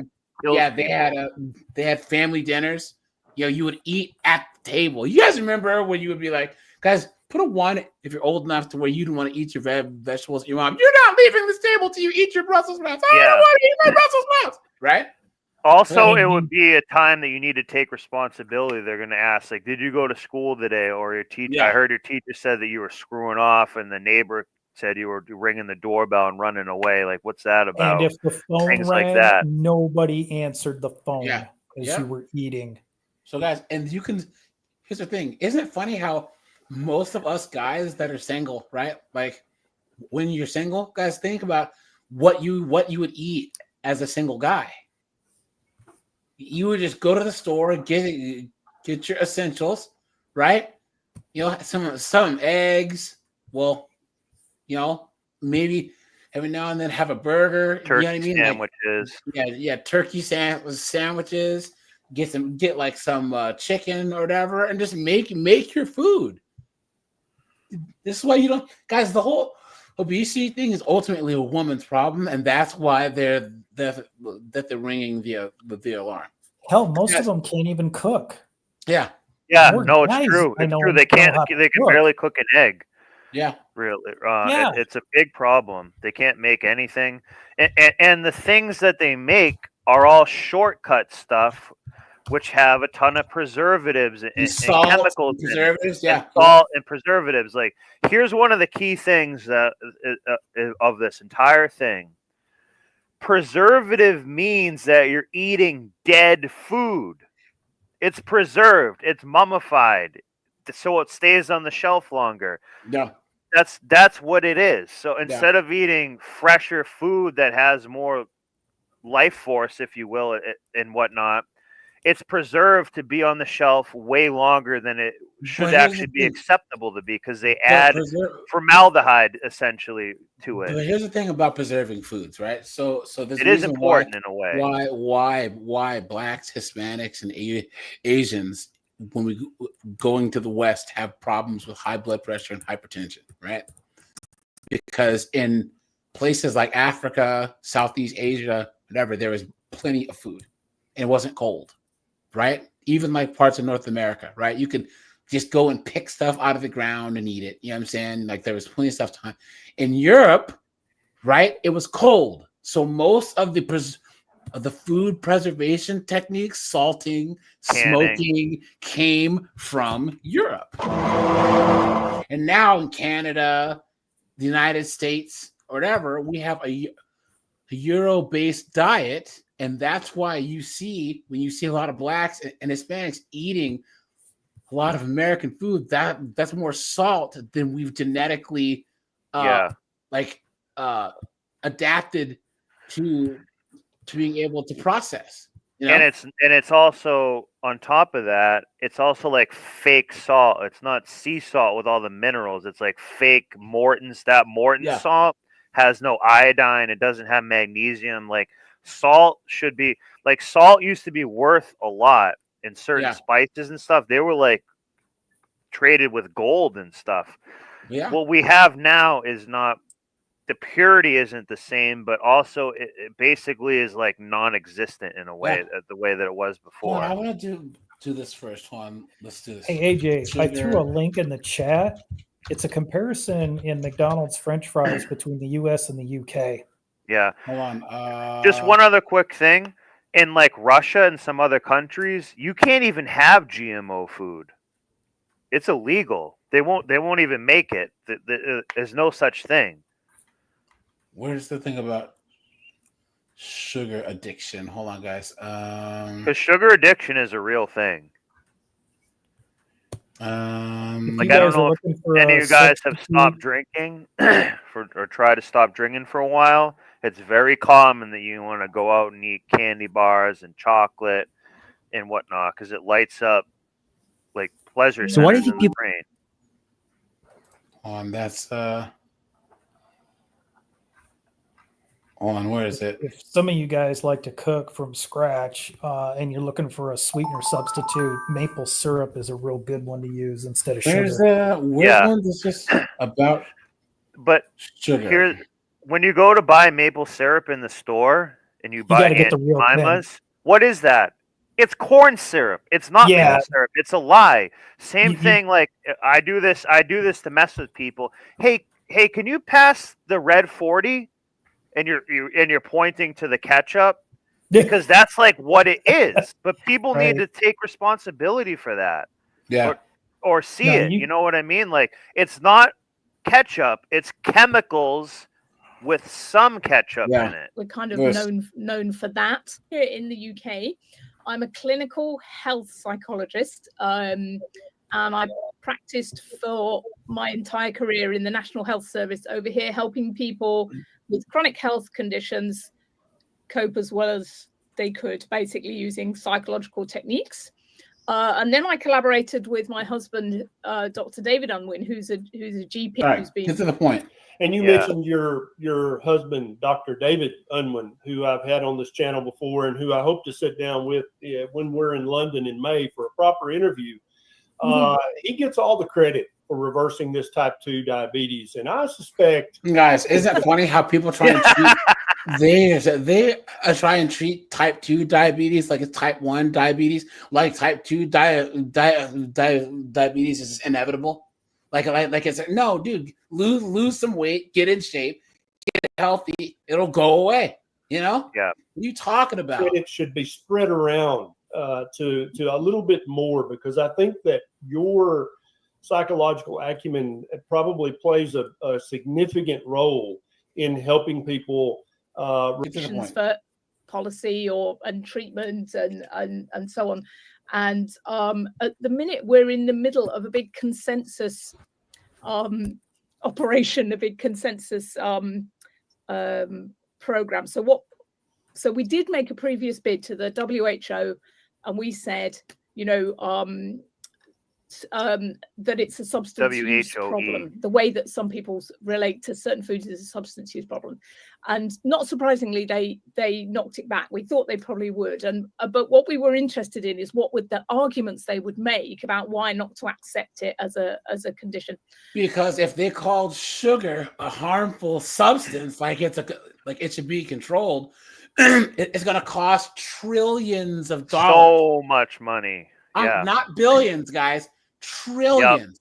Yep. These companies are going to lose out on trillions of dollars. Like companies like Dole and Nestle are like more powerful than a government. Yeah. Yep. They're super powerful. Plus, guess what? Dole causes the problem, and Purdue and all these big pharma sons of bitches fix it, quote unquote, right? They're the ones making the insulin. They're the ones doing the insulin pumps and all this other stuff. Yeah. Procter and Gamble and stuff. Yep. Johnson and Johnson One is a of big them one was too. Literally, it would be too difficult. Just as you said at the outset, that it would be too complicated for policy and treatment and all of that. So, and also the other thing that they said was there's no consensus. Clinicians and researchers can't agree. So we thought, right, that's something for us to focus on. We'll do this consensus exercise. We've got all the people who work clinically in this space to the statement that we're going to make. So I won't. We're going to reveal all that on May the 17th at a big conference in London. So it would, and we haven't finished the process yet, so I shouldn't really comment on it. But just to say, obviously a lot of people are unhappy with the term food addiction because it's way too broad. So people who have an unhealthy relationship with food, it's nearly always sugars, refined carbohydrates, and ultra-processed foods. There you go, guys. Right? She just said it right there. Yep. Right there. Yep. And part of that is too because when you eat we'll say carbs, we'll take out sugar because carbs basically is sugar in another form. Yep. What happens is you can produce more serotonin and dopamine and stuff, so you feel like you're taking care of yourself for a little bit of time in that moment or for 20 minutes or whatever. But then after the fact, you're going to be sluggish, weak, putting on weight. It's detrimental. So it's a short-term gain, but the benefit, there's no benefits over but time. Here's the thing: carbs are not bad if you're actually working and exercising. Yeah, you need them. So snowboard, you need carbs with your. Yeah. If you were to try and be low carb at your job, you'd be dragging ass. You get dizzy. all day. You can't do it. Yeah. You know, so guys, you need cars at the same time. If you're gonna gas up the car, you got to drive it. That's just how it works. Certain people are very fixed on the idea that it's sugar, that is the chemical culprit, if you like, because if we're going to call this a substance use disorder, we have to have a. And the reason let's go. You on my the other one here. Hold on. Even if they want to cut down, even if they know it's killing them, they find they can't stop. I'm increasingly worried about the effect that the global food system is having on all of us. When it comes to obesity, the way that we've understood the problem is it's a failure of willpower. People are just making bad choices. They're somewhat lazy. It's basically their fault. But that part is true in that you can cook your own food, guys. Yeah. If you were to get ground beef and actually cook a burger at home and get like an actual get buns onion and cut it up. Yeah, from a bakery or whatever. That's better than this crap. I mean, McDonald's, you know. This is American government data for men and women of all different ages, the different lines of different ages for obesity. What you see is between 1960 and 1975, there's a fairly steady percentage of obesity in the population. But in the mid-1970s, obesity starts going up in all of the groups simultaneously. Now, if you're saying willpower is responsible, what you're proposing is that all of these groups of people simultaneously lost moral responsibility, and that's not plausible. Something else happened to our food in the mid-1970s to make it irresistible to people. My name's John Ruff, and I've spent 40 years in the food industry across 7 different countries.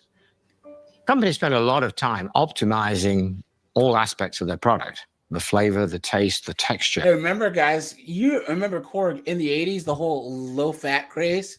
Low-fat this, low-fat that. Guys, they had to put,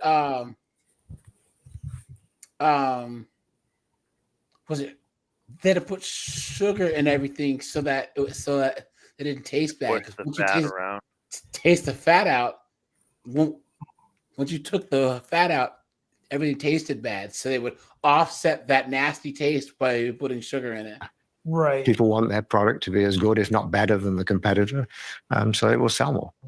We use trained sensory panels to give us ratings. Is it? Say again? Or I said, instead of the sugar, they put, quote, natural flavoring, which is like red 40 and all this garbage, which is probably even worse. Yep. Mushy? Is it hard? Is it soft? Is it crunchy? And that's very much how the food industry operates. One thing many people don't realize is that factory processing changes the textural properties of food. An interesting fact about soft food is you're not chewing it as much. That actually short circuits the normal satiety mechanisms that you would have if you were actually chewing food properly. So you're bypassing a normal mechanism that tells you you're full. Yeah, that's like how they say to not drink your calories, right? Because guys, if you had 1,500 calories of liquid, meaning like beer or whatever, or 1,500 calories of vegetables and chicken, it's going to be a lot different, you know? Right. So you work out that playing around with the texture of a food, making it softer, tricks that normal satiety or fullness mechanism. Clearly, there's an opportunity there for some kind of scurrilous behavior in making food softer so that people will eat more. The food market scallywags, the ne'er-do-wells, right? And therefore, you sell more of your product. I never thought of that. But it makes a lot of sense. It makes a lot of sense. Careful, one of those wankers just entered the chat. Anonymous crime.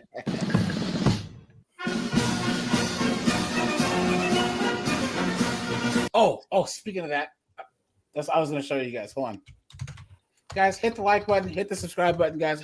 Where the likes at, guys? We are at 44 likes, guys. Thanks for that. Guys, look at this. Sorry, Anonymous. I watch a lot of British shows, so here we go. No, it's fine. It's all good. I am one, so.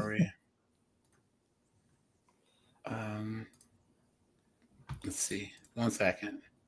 I was just listening to you guys talk about the quality. What? Yeah, it's funny because Watch. instead of making pasta, they make an impasta. Oh! With the red 40 sauce. Oh! Guys, look. As y'all can see, I'm back home from a job that I just started today and quit today within hours. I'm just a girl. And can y'all believe I tried to do construction work? Is this a, I'm is this gonna a, throw up thinking about it. I think is this a Like, trans story? I'm a lady. What was I thinking? I'm out here. This nigga told me to pick up these bricks, right? That was next to the curb or whatever. He said, pick it up.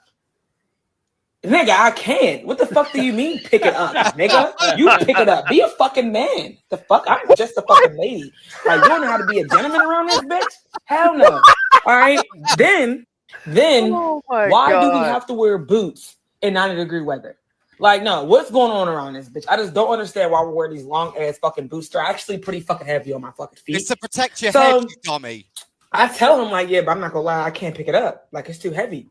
Like, he's like, yeah, I know stuff be heavy all the time. Like, if you just, I heard it. I heard it. Oh my god!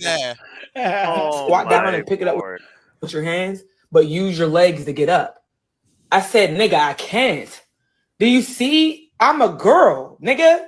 You talking bricks, bro? Like, what the fuck? Do I like a man to you? Okay, maybe I do, but do I sound like one? Do these titties look like a man? No. You see this ass? And you told me to pick up some motherfucking bricks, nigga? No. I'm out of here. I'm just a fucking girl, and I can't in my senses. Like, nigga, that job just not for me, nigga. So, as I can see, it is 11 a.m. I went in at 10. No, I went at 9:30. Fuck construction. She tried it work. for like 20 minutes after work and quit. After she filled out paperwork and all that, she just did it for like 20 minutes and quit. And they say they don't need us for things. Yep. Amazing. Oh my god. What a monster. Wow. Look at that, guys. Look at that, right? They call this Plan C. We call it Plan N for Plan. Yeah, I was gonna say that. End game. Yeah, guys. But here's the Plan thing. NN. What's wrong with them doing this? In California, they wouldn't be able to charge him with anything. Oh, that's right. Yeah, because they don't say that it's a living thing. And this is for you, Anonymous. Everybody's an immigrant here, including myself. I'm from Hungary as well. And it's not anti-immigrants. It's just anti-people that we don't know who they are, you know? I'm a migrant. I came here in 1961 legally. And I'm very, very grateful for what this country has given me and my family. And I've been very, very happy here. And I'm very proud of what Britain has done for the world. I think it's the best country in the world. All right, let's not go that don't like far. to say it, but why do you think so many people from all over the world want to come here? Even, Hollywood stars who don't like Donald Trump come here. I feel like us coming from another country, moving here legally, we contribute so much with our hard working, and we love this country so much. We share the same feelings as the local people. We want to stand out and show this is not a far right activities. We are migrants. We feel everyone here. We feel the pain of the country. It's just too much chaos, It's not that black and white, illegals, legals. It's just we are legal immigrants against illegal immigration. There isn't a simple answer, but not listening to the people will just cause more chaos. Everybody's simple, right? If you came to a place legally, you be pissed off too that they were just letting a whole bunch of dunderheads in, AJ, Guys, I didn't show up somewhere illegally. Like, I had to go and do paperwork. Yeah. I had to get my police report. I had to prove I could speak English. Crazy.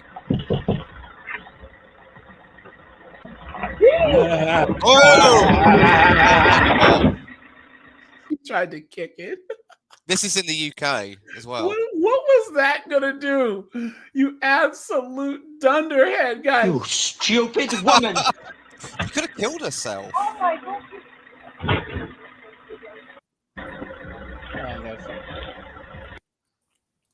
Don't forget,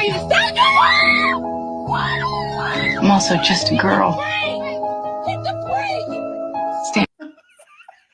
She went through the garage. Oh my god. Guys, That girl had a jaw like a linebacker. look, guys. Nothing beats a Jet 2 holiday. And right now, you can save £50 per person. Wait for it. That's £200 for a family of four.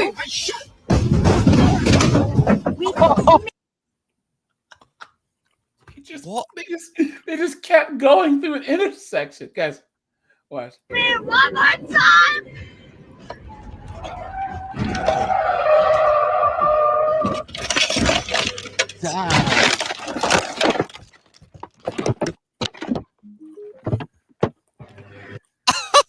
Oh my god.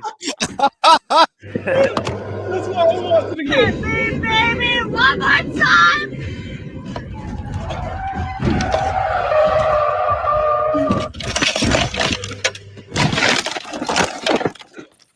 Yeah, she was really crashing out, huh? Yeah, guys, she is lucky to be alive, man. Yeah. And she went straight for the phone. Yeah. Exactly. She probably hit another vehicle and maybe injured someone else. She don't care. I've seen it so many times. Like it's just, and it's always a phone or something like that causes it. Yep. Always. Dr. Gonzo, what's up, dude? I think she was emotionally crashing out. Yeah.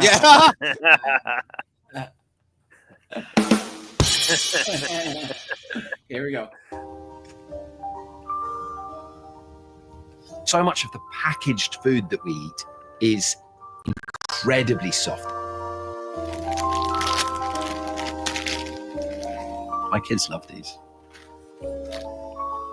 You don't typically think of this as being a soft food because it's a bit crunchy, but actually after that initial crunch, you can just crush it with your tongue, right? It's got no resistance at all.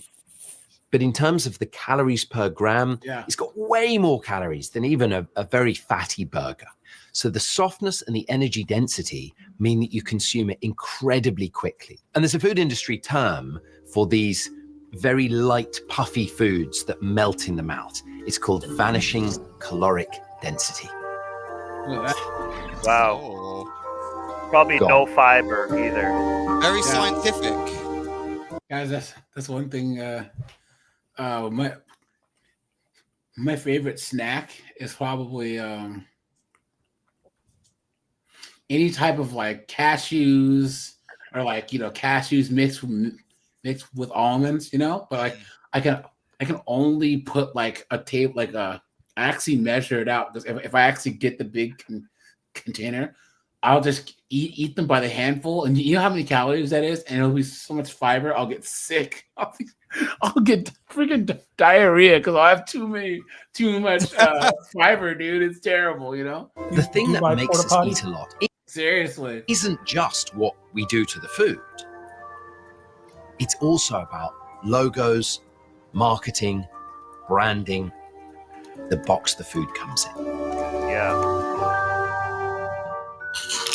Hold up. Go back.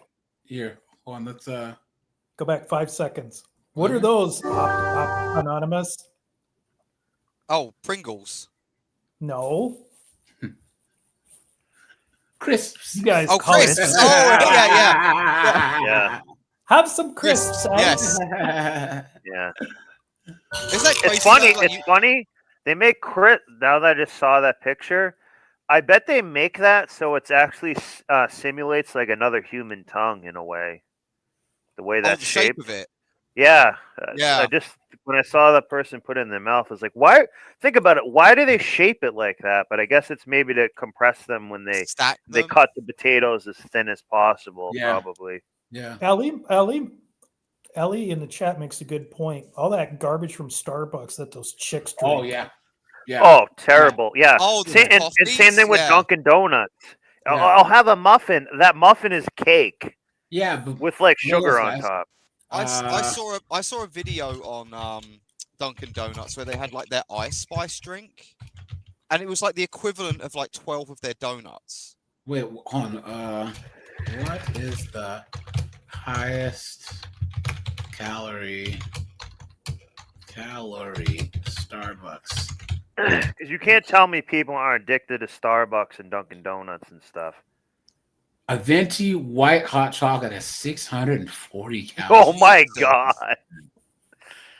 That's half your The daily. mocha being cookie a girl. crumble frappuccino. You know what's this? Does anybody here put cream in their coffee? I do, but it's I don't even- non-dairy kind, which is not good. It's flammable. You want to know what makes a hella good cup of coffee? What's that? So I had switched to using half and half for many years. Then I read an article that said, you ever have that really wonderful golden coffee from a hotel? How do they do it? Butter? You know how they do it? Eggnog, maybe. Nope. They put butter in it. Yeah, butter. Oh my god. So what you do is you brew up your pot of coffee, you throw the coffee in a blender, and then depending on how much you have, you just do it to taste. But I would put about a half a tablespoon of butter in with the coffee, and you have to blend it because that's the way you get the butter to emulsify. Best damn cup of coffee you'll have. I And then just it's don't like like AJ said, back in the 80s, butter was the big evil. And then they Yeah. discovered that, oops, we were wrong. Well, Starbucks has the worst coffee other than Seattle's Best. Guys, Seattle's Best is the most disgusting coffee there is.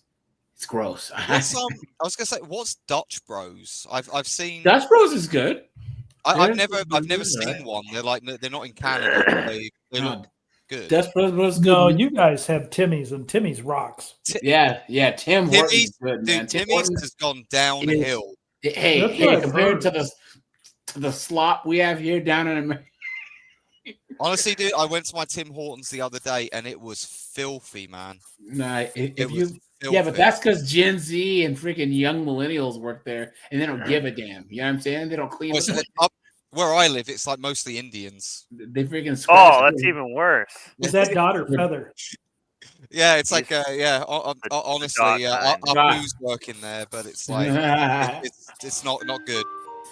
Yeah, I don't Eating like is a them serving multi-sensory food sometimes. It's like I don't know. experience. There's the look of the food, there's the smell of the food, there's the feeling of the food on your fingers. Even the sound of food matters. When you open a fizzy soda, you've got two noises. You've got the click and the tear. Yeah. Sound engineers and manufacturers work really hard to get that sound just right, and that's sonic branding. That's crazy. Many companies have asked me to work on sonic branding for them, and I think I can mention when I was working with Kellogg, they said, "Ooh, what's sonic branding?" And I said, "You invented this."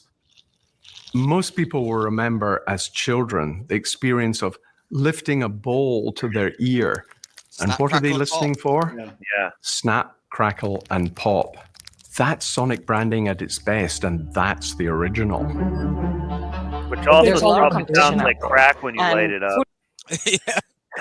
You know what I'm Companies saying? make their Like, money by the amount of they're the same people that are like putting that out on the streets too, probably. Yeah, I know, right?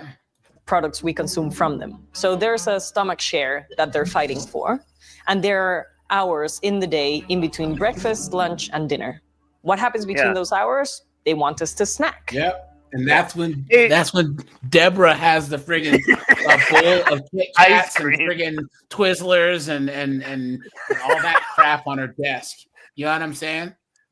Come on, Maltesers man. is like Maltesers is my thing. I don't know if you guys get Maltesers, but they're like a malt ball, like malt ball with chocolate. What kind of pinky up high class bullshit are you talking about? Anonymous? I think they're made by like Why? Mars. I think they're made by Mars Company. Whoppers. Yeah. Hey! I know a good one that I've had from England. Jelly babies. Oh, jelly babies are amazing. I Because can't the believe they're not doctor, everywhere. No, we call what was it? these The eighth doctor always said, "You want a Whoppers. jelly baby?" Oh, Guys, Whoppers. Yeah. These are Whoppers, man. But Whoppers Yeah. Whoppers are like, I've had them, but they're like soft. Compared Yeah, to that's what they're Caesars. talking about. in this show. American marketing. Yeah. We just They're learned soft. about this. I like them because they're guys, the guys, Maltesers, 'cause what are they're your crunchy. favorite candies? I think mine are. I like Junior Mints. Oh, Junior Mints. Jesus, that's like so crack. good with the friggin' Diet Pepsi. I can sit through any movie with a Diet Pepsi and some Junior Mints. And then the other one is Paydays.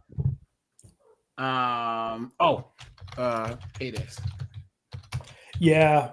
I like me a Payday, man. Payday's good. It's got like nuts and everything. Like it's for some reason I feel like it's healthier. Yeah, no, it does. I know, right? Yeah, you're like, this is healthier. Guys, they have chocolate Paydays. Yeah. It's too much like a Dookie. Dude, I came across. Oh man, I came across the say that. worst candy for you ever. This is crazy. It's the Nerds gummies. Yep. These are. I tried some, and honestly, these are like a drug. Yeah. These are a drug, man. Like I could eat a whole packet easily. I had to stop because they were so good. Course says peppermint patties are just the same as Junior Mints, but oh god, yes. For men. Yeah. Say again. He said peppermint patties are like Junior Mints, except they're for men. Well, they've got a very masculine design. Yeah, and they're just bigger instead of those small ones.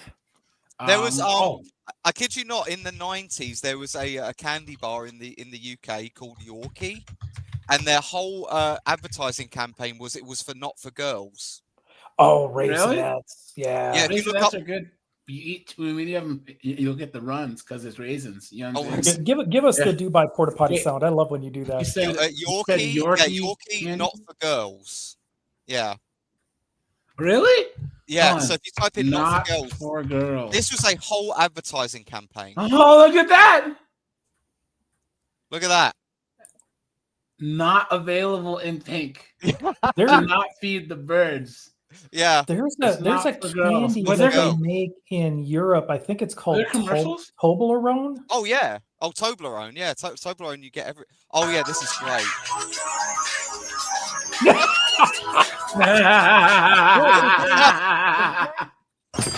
Yorkie, please, mate.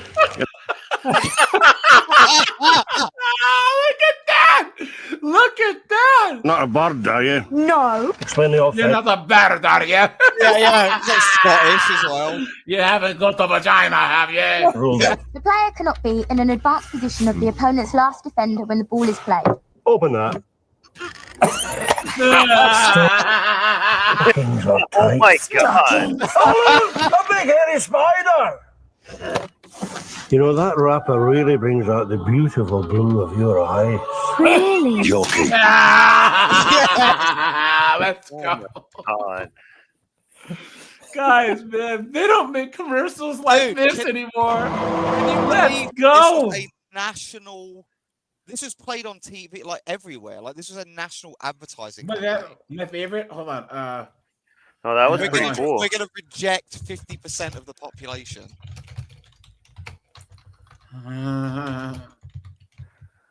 Yes, remember? When we made Heinz homestyle gravy, we used a homemade recipe like yours. Oh, really? Real beef juices, just like yours. Oh, yeah? But where are the lumps? Oh, no. Heinz homestyle gravy. So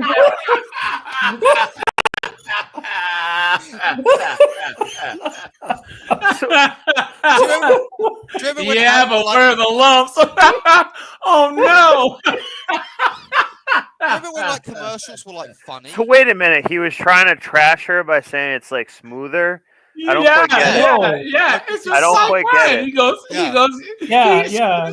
Like, cooking's his terrible. wife Yeah. it's just like my gravy. Remember, lumpy gravy means you didn't make it. You make it right.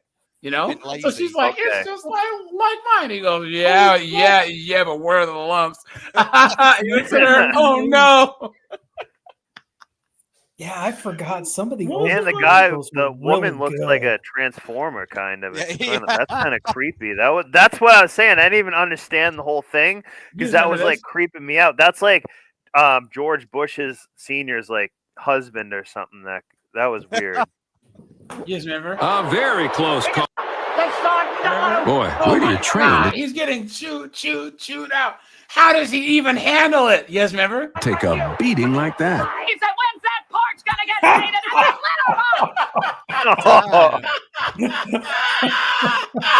Oh my god! Oh my god! 3 weeks, I don't think. Oh my god! Yo, that's hilarious. You know, they've got a point. Like that. Oh man. Remember the 90s when it was funny? Yeah. But let's also at that last picture, the image of him sitting there like that. Yeah. This all has to do with the topic. When it zoomed out, it had the clock there, and that was very important for like setting. So it's like showing you like this is wasting your time. Yeah. When she's like even more and stuff. Yeah. When we made high. Anyways, where were we? Yeah, guys. So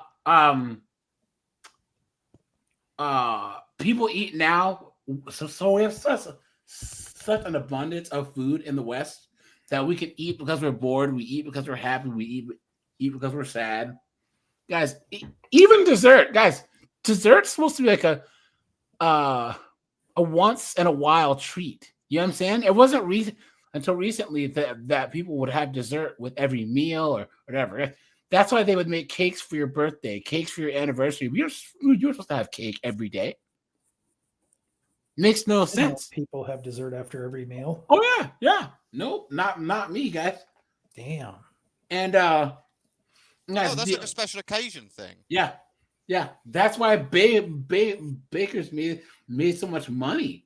You know, it's because they would make tarts and cookies and all this other stuff, and it was a luxury. It was a luxury to be able to eat sweets. You know. Yeah. So, for sure. Yeah. And they used to be made like quality, like some personal baker actually. You want like a grandma to bake that, but it'd be awesome.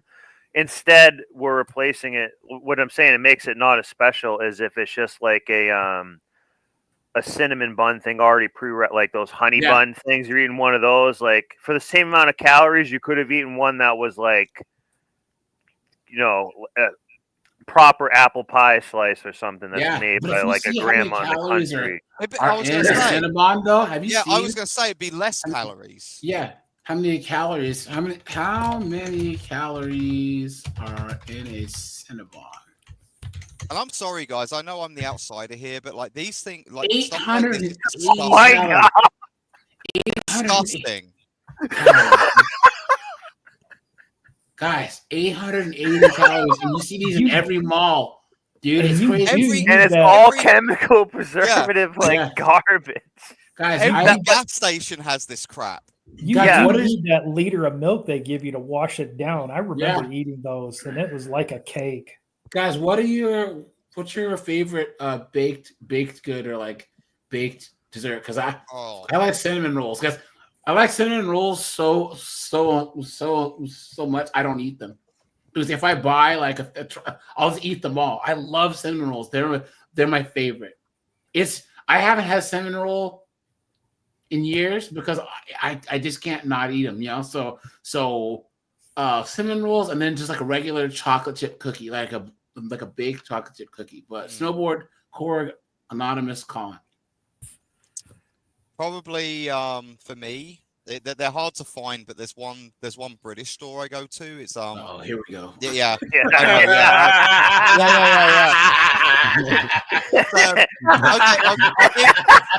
They're called chumleys, and they're made with this imported Swedish ingredient that the Scotsmen have to spin like a yarn. You said it's a friggin' 8 Nepalese friggin' children died in a friggin' factory to make that.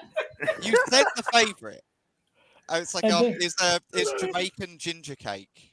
Jamaican ginger cake. That sounds pretty good. That sounds I like ginger in a lot of things. That sounds like a stripper's name. Yeah. Ooh, that looks pretty good. It's just like a loaf. It's just ginger a super cake. nice. Yeah, that's it right there. The red one. Oh, that actually looks pretty good, man. You know, Jamaican ginger cake. So it's probably like banana bread, but like ginger. Yeah. Oh wow. Bumbo God. Snowboard. What about you, man? I would say ice cream would be the thing that I would pick. I like going out to like a farm stand and getting ice cream, which that sounds like a total thing a chick would say. But it's this, but I only ever eat ice. I only eat it out, but I only get it if I like close the deal that day. Like I do, ice cream is for closers only. Yeah. You know, like the Alec Baldwin movie, Glengarry Glen. Me and my friend keep that rule, and we say ice cream is for closers only. Yeah. And you like only if you get it that day. So, I would say like ice cream. Yeah, but that's not real. That's a sweet. As far as like a pastry thing, I would say like scones are pretty good. Oh God! Dude, just go out to the driveway and put sugar. I don't know. Dude, my image of you is totally blown. Yeah, no, yeah. Wait. I didn't mean to say. I had that with his pinky up. You're snowboarding. I have a scone. I don't know, man. I'm panicking. I don't know why I was panicking. I don't know. I don't have a favorite sweet. I'd say ice cream. Stone. AJ, How is a scone? Here comes Snowboard in his freaking logging gear. He comes into a place looking all rugged with his vest and his boots and his hard hat. Oh yeah, I'll have a scone, please. A scone and a Chardonnay. I didn't please. do that. I didn't mean that. I did. I had a scone like today for breakfast, and I still didn't even really like it. So oh man, that's just funny. It's ice cream. I'll have a scone and a Chardonnay. Let me see. Colin, what's up, dude? Not much. How you guys doing, man? What about you, man? Baked goods. What's your favorite one? Baked goods. Well, if we're talking sweets, man, if you put a slice of crappy pumpkin pie in me, I will eat it. Like to me, pumpkin pie, even if it's bad, it's like pizza. It's still pretty good, you know? Yeah. And then, lemon or vanilla pound cake. It's hard to mess up cake. Which I also thought I knew you guys. I thought I knew snowboarding and skull. I thought I knew you. Colin said, I'm lit and made a panicking pound mistake Lemon because I was put on the spot. lemon pound cake. There you go. Look at this. Oh, guys. Oh boy. Look. With tea. That's a sophisticated dessert. Right Yeah. there. Come on. Oh my God. Colin's a sophisticated man. You know what I'm saying? Look at Hey man, he's got that freaking badass Audi. He is sophisticated. Hey, man, it matches the car, you know. So, guys, here we go.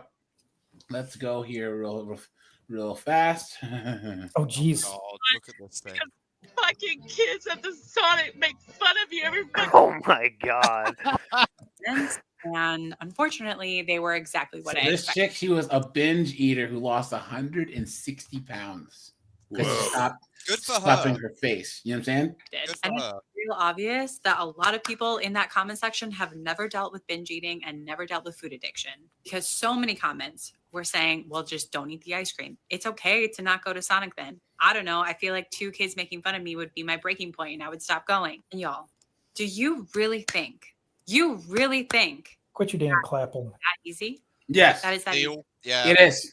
the seal. If Yeah, enough yeah. people shame you and It's point also laugh extremely rude. at you. What's that? Oh, the clap or the fist Yeah. thing. Yeah, Yeah. terrible. Yep.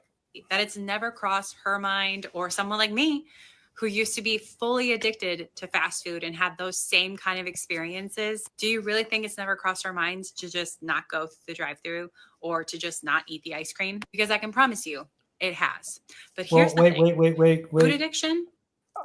I know what she replaced that with because the holes are worn out on her knees. Yeah. She still kept binge eating hot dogs.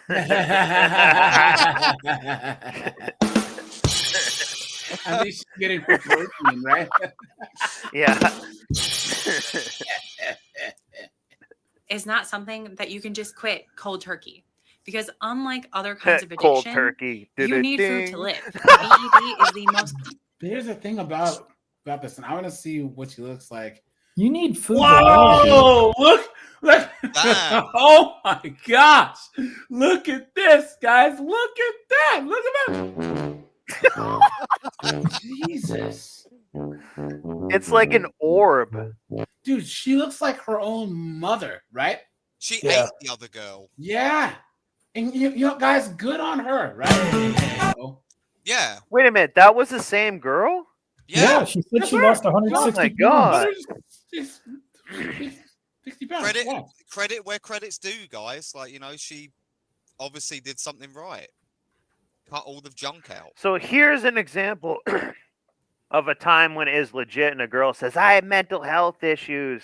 And they get wicked heavy, but once she got her mind right and stuff, she became a healthy weight. Yeah. They all On the other hand, there's that other girl who's right there. There's a statistic that says 35% of women are on some kind of mental health medication, which means that 65% still need to take it. Right. Yeah. There she is. I just have mental health issues. The bounty's still out on that other video, by the way, right, AJ? Say again? The bounty. Oh yeah, guys. We still can't find it, so I don't know how to get the rest of that footage where she's in jail. So I wish I had the video, AJ. There was one I saw where a woman, she caused an accident because her gut hit the her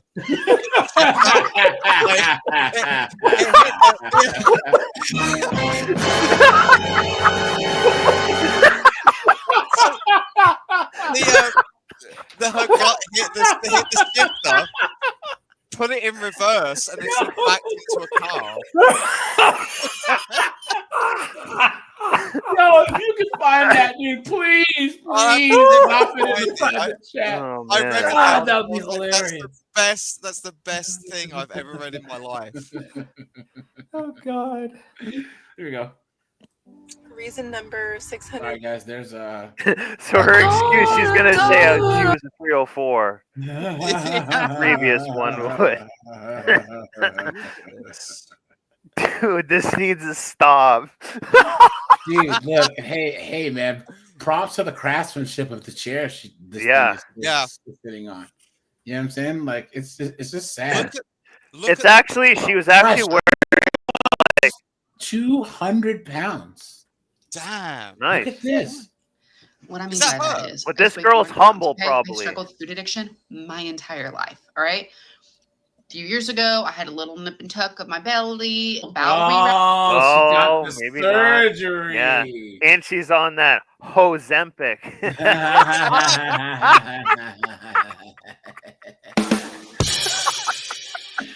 Does she have any before pictures?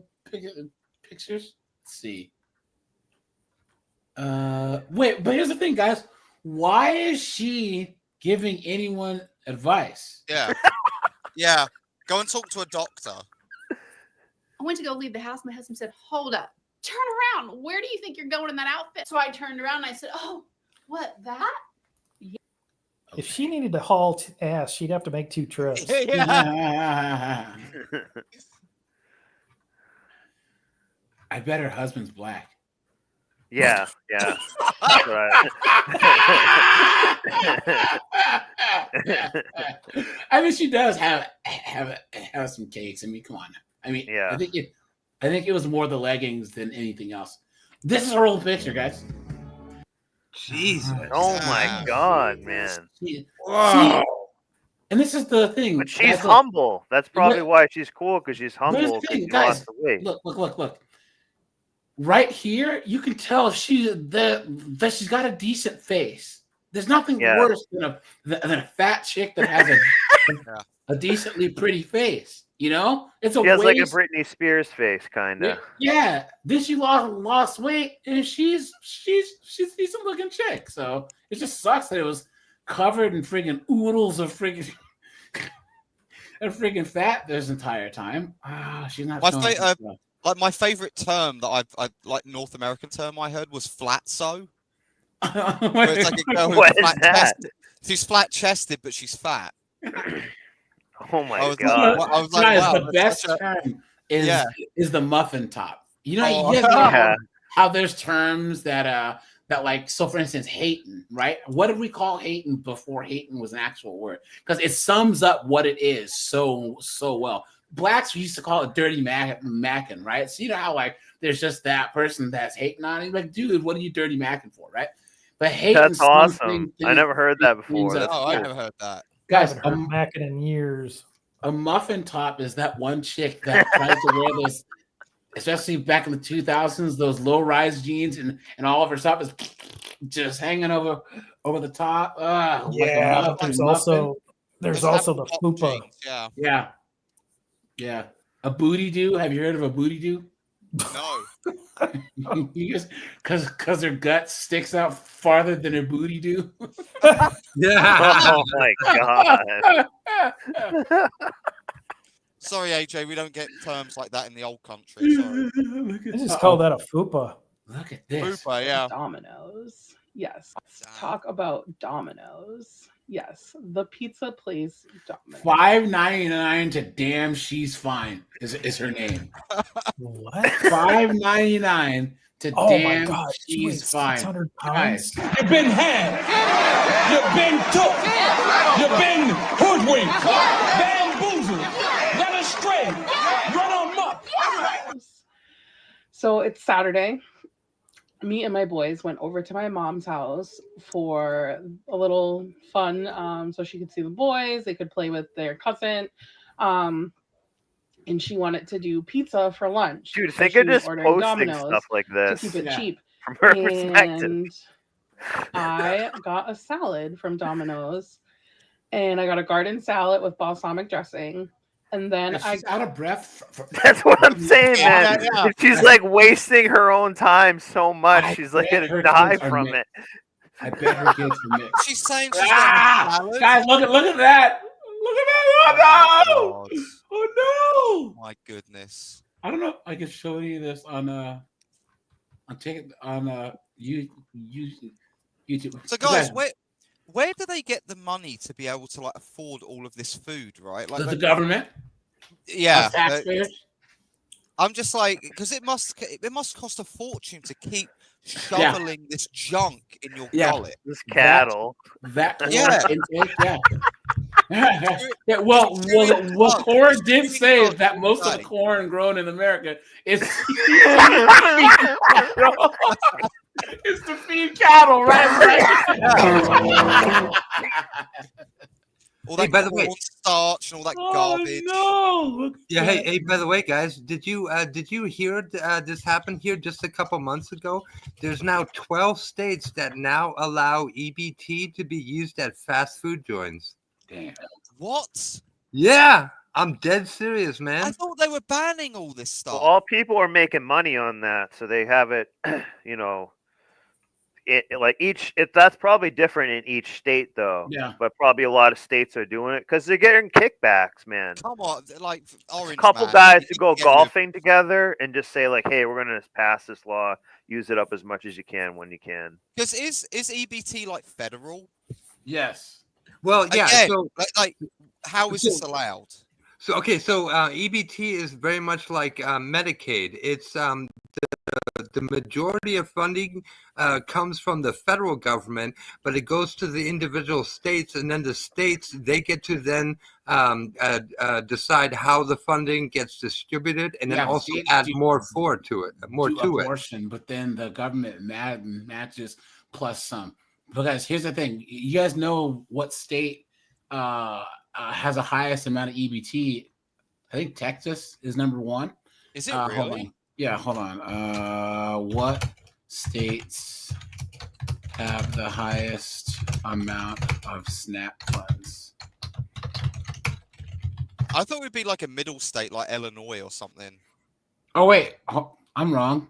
Hold on. Alabama. Wait, hold on. Where's the list? This didn't help.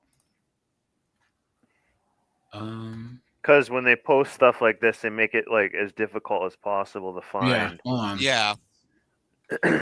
It's like those This statistics. is the I was highest trying to find in amount the of UK. SNAP Like they make it recipients. impossible. Hold on.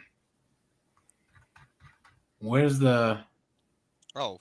So New Mexico, Louisiana, West Virginia, Oklahoma, Oregon, Illinois, Alabama, Massachusetts, Nevada, North Carolina are the top 10. But guys, if these states don't use the food stamp money, they don't get the same amount back the next year. So they make sure that they spend all of it. Look at this. Oh yeah, California, 12.3 billion, Texas 10 billion, and Florida 9.7 billion.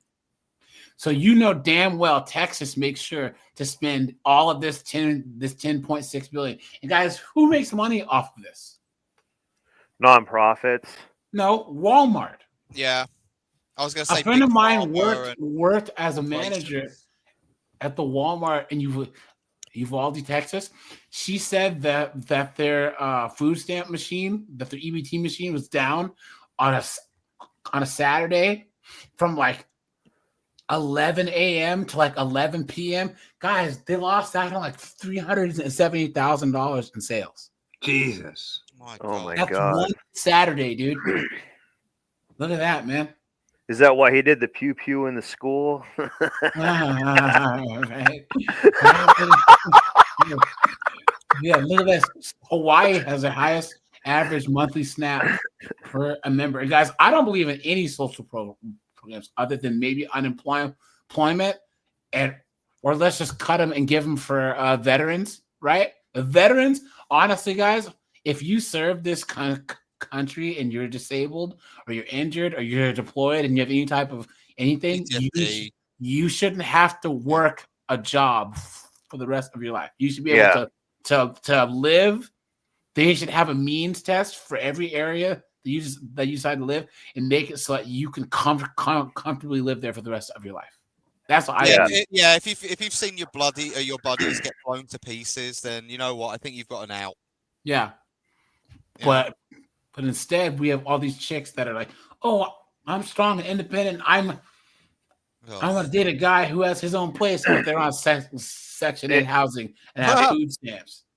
But also, speaking of that, going deeper besides Walmart, what else is EBT? It's honey buns. It's garbage. It's all processed food garbage. That's not like you can get fresh fruits and vegetables, but tell me the last time you saw an EBT card person having like vegetables in their cart and stuff. Yeah. It's always Never. like box pizza, ice cream. never existed, They go never hard on happened. soda. Yeah, They go hard on the soda. This guys. EBT are not going to the store. Most people on EBT are not going to the store buying a plethora of junk or snacks. They are getting. The lie detector determined that was a lie. Yeah, I'm sure you aren't. Oh, sorry, guys. Yeah, Sorry, guys. I don't get what I'm you're saying.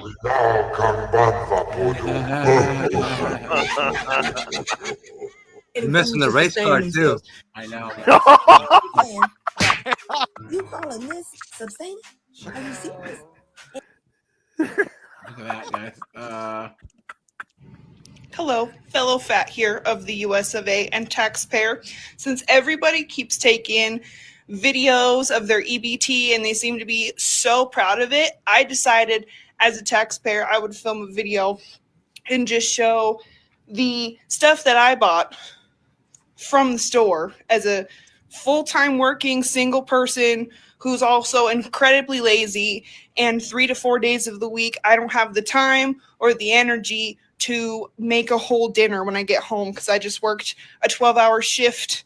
You know, I had to leave at least an hour early to get to my job, and it took me at least an hour to 2 hours because some California butter. How long does it take to make a chicken salad? I don't understand it, man. I don't. Look at So this. YouTube, this your girl Quay, and yes, we at Sam's going to shopping haul.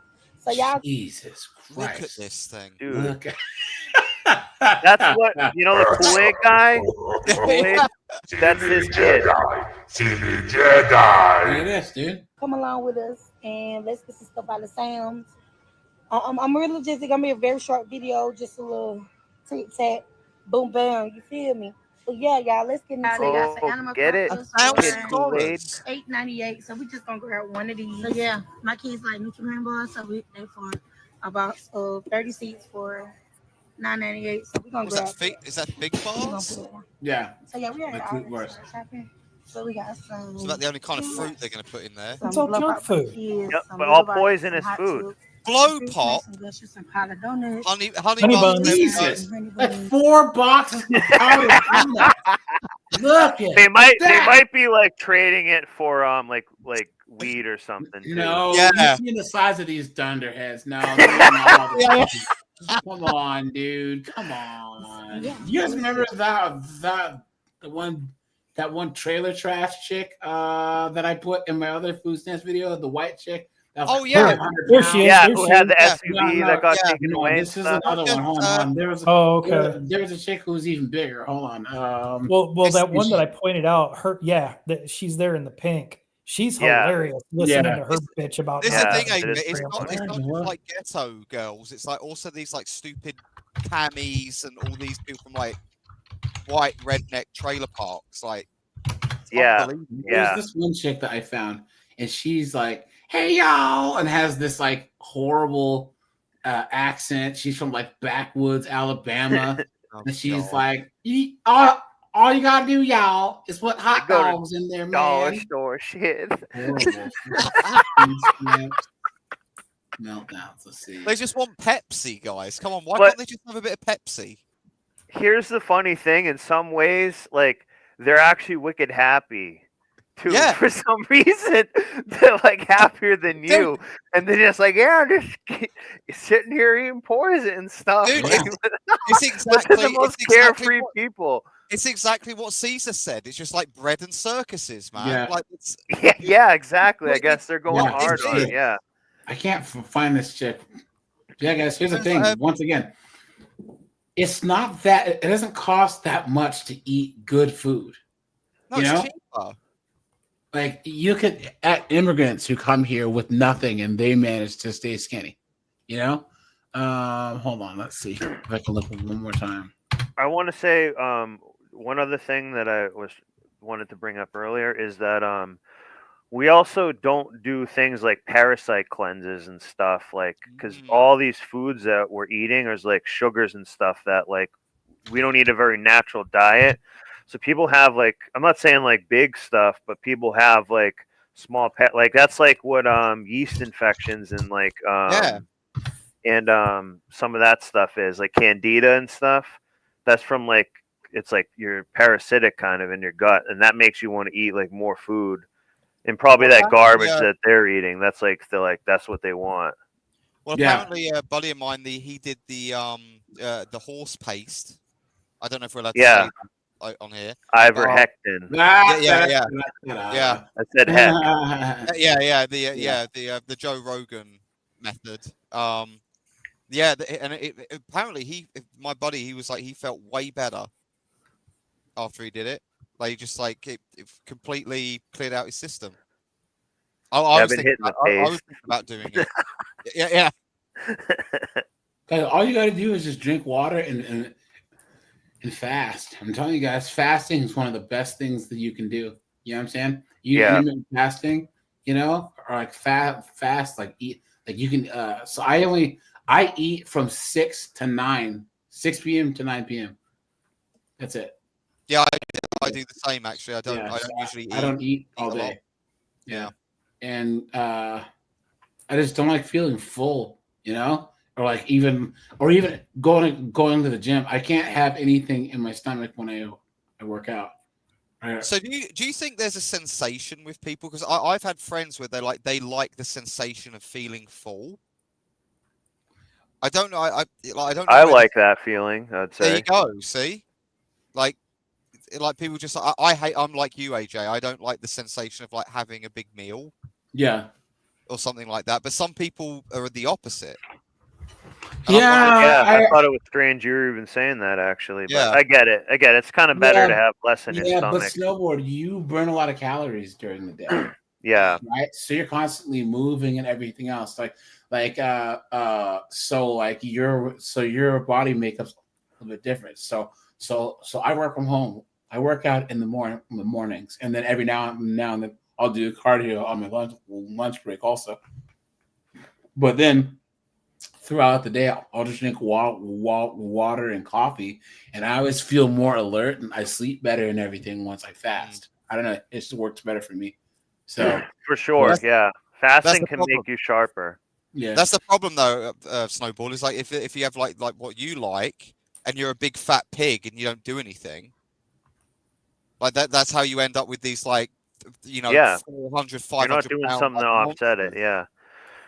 Yeah, they don't like walk anywhere or do anything or like is that the food pyramid? snowboarding or just do hiking, anything like that. They won't do it. Guys, for all you guys who don't know, this is bullshit. just in case you guys didn't know. Okay? Before 1992, Americans had The no literal idea pyramid how to scheme. eat. I mean, just look at them. All sickly and lethargic. But then our government scientists got together, crunched the numbers, possibly cashed some checks, and developed the modern marvel of nutrition known as the food pyramid. And the results speak for themselves. I mean, with results like this, will the government now be backtracking so much that they have removed it from the webpage of the very government agency that designed it? That's a good question.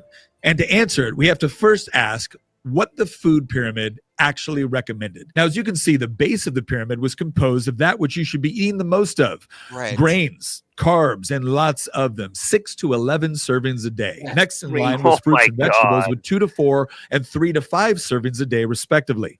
Meats and dairy were next in line with 2 to 3 servings a day. And finally, fats, oils, and sugars are to be consumed sparingly.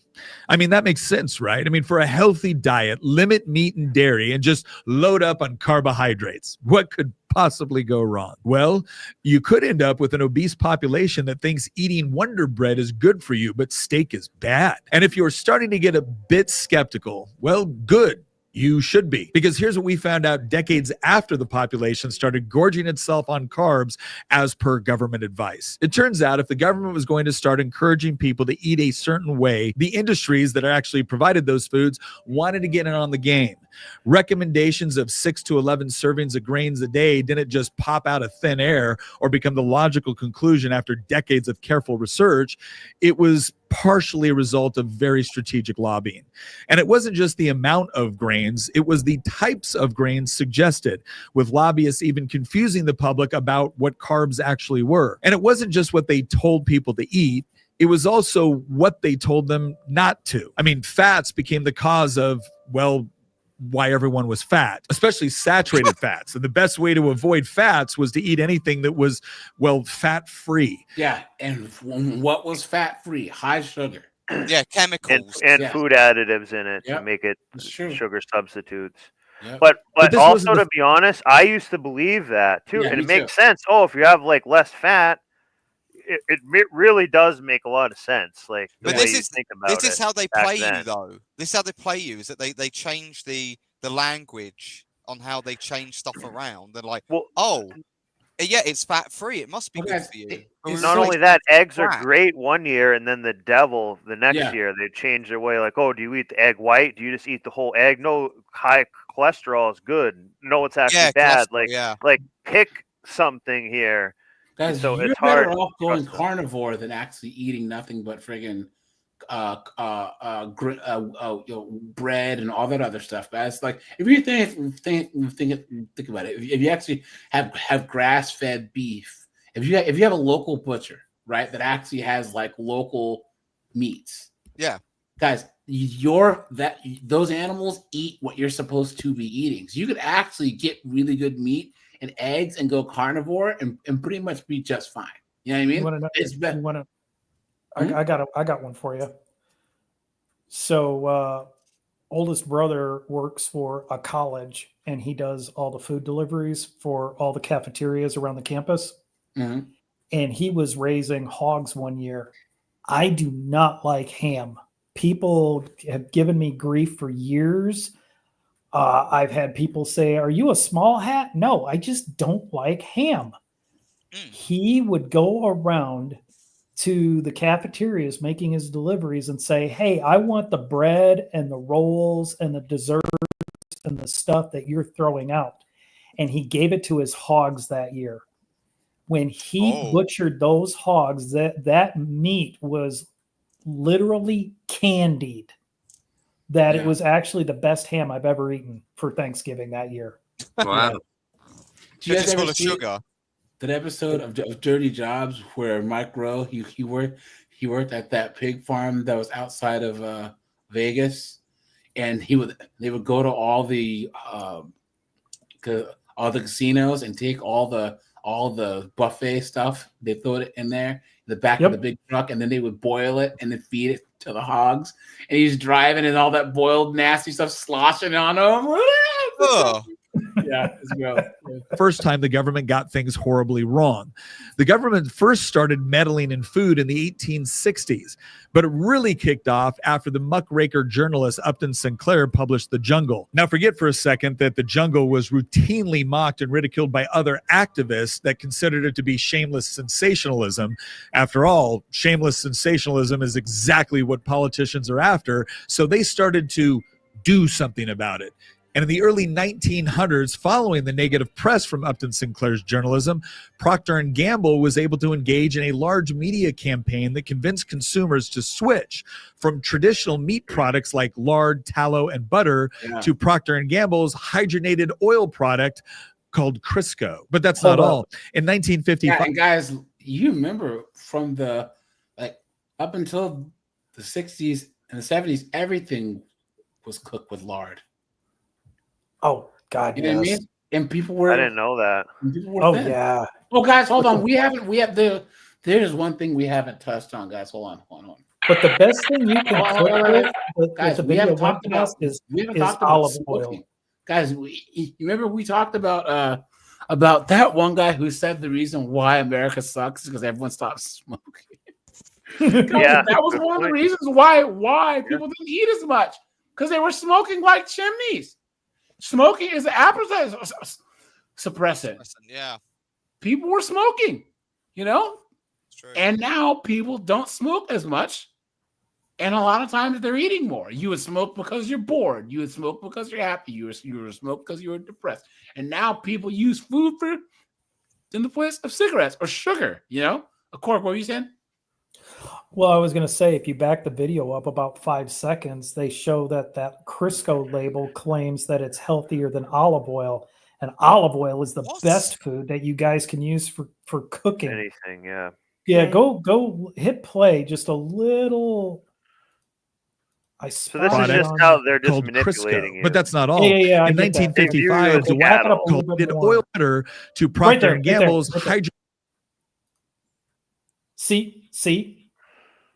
Corn oil and olive oil can't. Now, corn oil is disgusting anyway, but olive oil, no. The Romans ate that, and the Italians. But it's a lie. It's like for lower saturated fat. ... Right. It can't be. They're just like saying like a sales line to you. Yeah, it's true. Lard, tallow, and butter to Procter & Gamble's hydrogenated oil product called Crisco. But that's not all. In 1955, Dwight D. Eisenhower suffered a heart attack. His physician, looking at where chemicals goes that they're buying for the household and stuff. They should have been going to the farmer's market or gardening once they see like, hey, why is there like a paragraph of chemicals in like a food that I used to buy before and it didn't have it? They could. I feel like they could have done a little bit more. Yeah.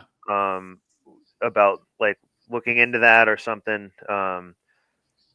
Yeah, but this is when they were getting all the technological marvels, right? When they were bombarded with things like the washing machine, the dryer, like all of it, like when all these things used to be done by hand, like all these new things were coming out and just being like, oh, it's new, it must be good. They were tricked. Like a lot of like boomers were. Yeah, like, exactly. I'm weren't saying they're tricked too. Yeah, they were tricked by a lot of this stuff, like TV. Like TV was like one of the biggest things that they were tricked by. Yeah. So that in some aspects, I do have sympathy for the boomers in that way. Yeah, you're right.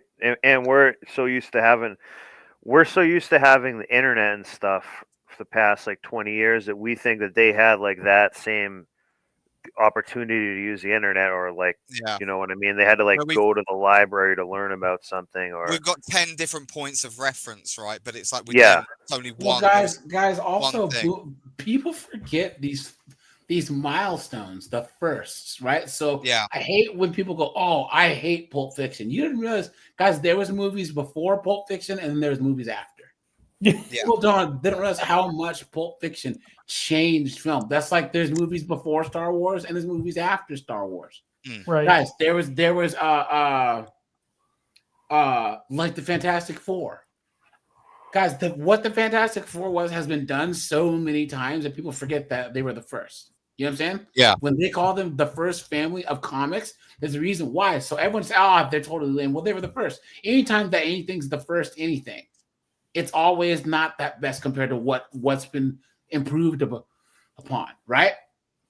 So if you're a boomer and you're growing up and there's all these firsts, there's color television, there's the first music video, there's the first what they started doing with like electric guitars and all these other things where things were being innovated so quickly. Like, why not just new inventions, new innovations? They didn't really have a reason to actually think that they were being bamboozled, which is why oftentimes it wasn't until the late 80s.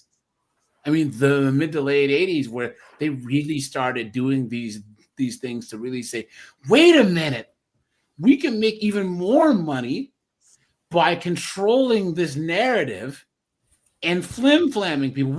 We can say that this thing is new, and we can argue that it's better when it isn't. They had new forms of advertising. Because even if you look at the news now, guys, news back in the day used to actually be news. News stopped being the news in the late 90s. Yes, when they had 24-hour news networks. Right, yes. Once we got cooked. Once we had the 24 hours news cycle, it became sensationalism. Yes. Yep. Serious journalism went right out the door. Yeah. It wasn't about being the most truthful and ethics and all this other stuff. It was about who could get the most eyes, shock, and awe. And that's what happened with these products in the 90s too. Advertisements went into from like simple jingles to, drive a Mercury, right? To all of a sudden you got to have these crazy packaging and psychology and all this other stuff. That was more the 80s. And then the 90s, maybe it was all that blow that everyone was doing. Yeah. Yeah. Right, yeah. Just if you guys haven't watched Mad but they did try to sell and make a sale. You got to say that is good. Right. The saying used to be that news or journalism used to be the fourth branch of government. Not officially, but because they would be the watchdog of government. News has now become the guard dog of government. Yeah. Yeah, they were supposed to be keeping the government on its heels, right? Yeah. Right. Yeah. And now they're working alongside.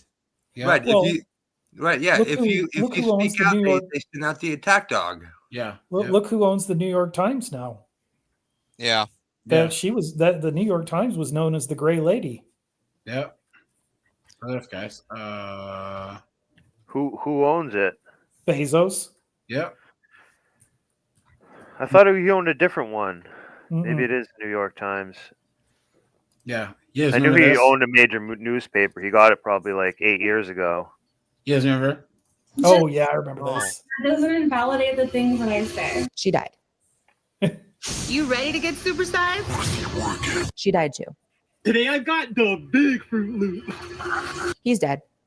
Join me on my Oh my God, man! which didn't last long because she died. Hey, by the way, Yeah. AJ, can I interrupt you real Yeah. quick here? No, go back to the the video. Okay, so pause it. So this thing on the right there. I don't know if you guys know. This is actually Transformer. Yeah. This is one of those very, very few, less than 1% of the entire world population that I actually believe truly is chick. Well, that when God was on the assembly line, he effed up on that day. Yeah, but Blair White's funny because Blair White's like, dude, he's a dude that has gender dysphoria and transitioned. He like takes ownership for it. Yeah, and He's says, just being him. Look, you can't be non-binary because then you can't transition. Also, he goes, what the whole transformer thing is supposed to be is just a condition that you treat. He goes, if you truly are if you are a transformer, then you should be able to be Democrat, Republican, Libertarian, because that has nothing to do with your politics. Yeah. And guys, that's why Blair White actually started speaking out against the whole transformer community. And guys, this is why I left that whole atheist, new thought, free thought crap. Is because it used to be that you can be a Republican, you can be a Libertarian, you can be a Democrat and be welcome. Now you have to accept freaking transformers being real women or they kick you out. It's insane. So Blair White's the only transformer that I'm actually a fan of. So again, in the global population, the people who really truly have gender dysphoria, dude, it's not even, I think it's like 0.6% of the entire global population. Like, yeah, Steve said it. Yeah. The new atheist movement only cares about Transformers. Facts. And that's why Andrew Wilson kicked the crap out of Matt Dillahunty in that debate. He's like, Andrew Wilson said, you say that I don't care about truth because I'm a Christian or whatever, but he said, but you can't even tell me what a woman is.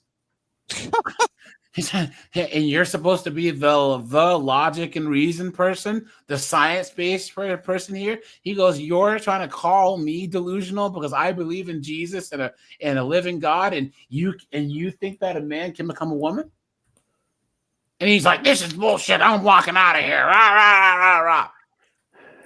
I'm in the same boat, AJ. Like I used to be in to this new atheist kind of stuff, and I've just come to the conclusion that it's actually just really cringe. Yeah. Yep. It's very adolescent, rebellious. Yeah. But they should have a bigger pool of ideas and just be able to deal with it and not make it about that. The topic isn't about that one thing, so they're trying to make you. It's like if you submit to that, then it means like they're kind of already running the narrative of what you can say and stuff. Here's the crazy thing, Anonymous. You remember back when Sam Harris and Hitchens and all them were. I have never seen more of the new atheist group supporting Muslims than now. Yeah. The Palestine thing. I've seen all these. Yeah, we're atheists for Palestine. Are you kidding me? You've been had. You've been took. You've been hoodwinked. Bamboozled. Led astray. Run amok. Sam Harris has been cooked for a while. I've seen him say some kind of weird stuff. Dude, atheism and Gnosticism are not mutually exclusive. Because Gnosticism deals with knowledge and theism is with belief. Okay, so you can be an agnostic atheist or a Gnostic atheist or an agnostic theist or a Gnostic theist, right? So if you say that you're agnostic, you're saying I don't know, but that doesn't mean what do you believe. That's two different. That's two different statements. So if I ask you, if you go, well, I don't know if there's a God or not. It's like, well, do you believe it? Well, I don't know. It's like, well, you can say that I believe that there's a God, but I don't really know if there is. You can believe a lot of things and not truly know it for sure. We do that all the time. I was going to say, Agnostic it is a way. the concept of it. Well, here's the thing: if you're a Gnostic atheist, then you're making a positive statement, and you have to prove it. I know for a fact that there's no God at all. You have to have evidence for that. Yeah, and that's where you mess up. If anyone makes a claim about anything, and I say that I don't believe you, I don't have to prove I don't believe you. I just don't believe you. If I don't believe that there's aliens, well, prove it. I don't have to prove that I don't believe you. Now, if I say it's impossible that there's no proof there's aliens at all, I have to prove that. This is like the whole guilty and not guilty thing. If a person's not guilty, doesn't mean they're innocent. It just means that the jury doesn't believe the state. That's all it is. And the jury doesn't have to prove that it doesn't believe the state, right? People who say, and I'm not saying Captain Plain that you're doing this. Most people who use the term agnostic don't want the label of an atheist because there's such a negative label to it. There's a lot of baggage with the word. But if anyone did ask me, honestly, I'm an agnostic atheist. I don't believe in any supernatural stuff. I'm not saying it doesn't exist. I just haven't seen any evidence for it. You know, that doesn't mean I won't one day. It just hasn't happened. You know, but people who say they're agnostic, they're not answering the actual question of belief, and that's what most people believe in. And what really, really drives me crazy. I know we're off topic. No, that actually learning a lot. And arguments for God, and epistemological arguments for God, and a lot of logical arguments for God. Guys, no one believes based on that crap. Most people believe because they were raised. Captain Plain, if you say that you don't know if a God exists, right? I didn't ask if you know. I'm asking if you believe it. If you say that you don't know, you haven't answered the question of belief or not. Most people operate based on their beliefs, not their knowledge. I believe that Snowboard is a good guy. I don't know it, but I believe it. You know, I believe Korg is going to pay me this money back. Most people, when it comes to these types of claims, go based on belief, and belief is informed by evidence. It's the first step. Belief is like the pathway to knowledge, right? Knowledge is a lot more definite than beliefs. Things that you're Gnostic about, oftentimes you aren't swayed from, right? It's not going to, if you are Gnostic, an argument is not going to be, well, I laid out some transcendental argument for it, is not going to make you believe it, right? A change.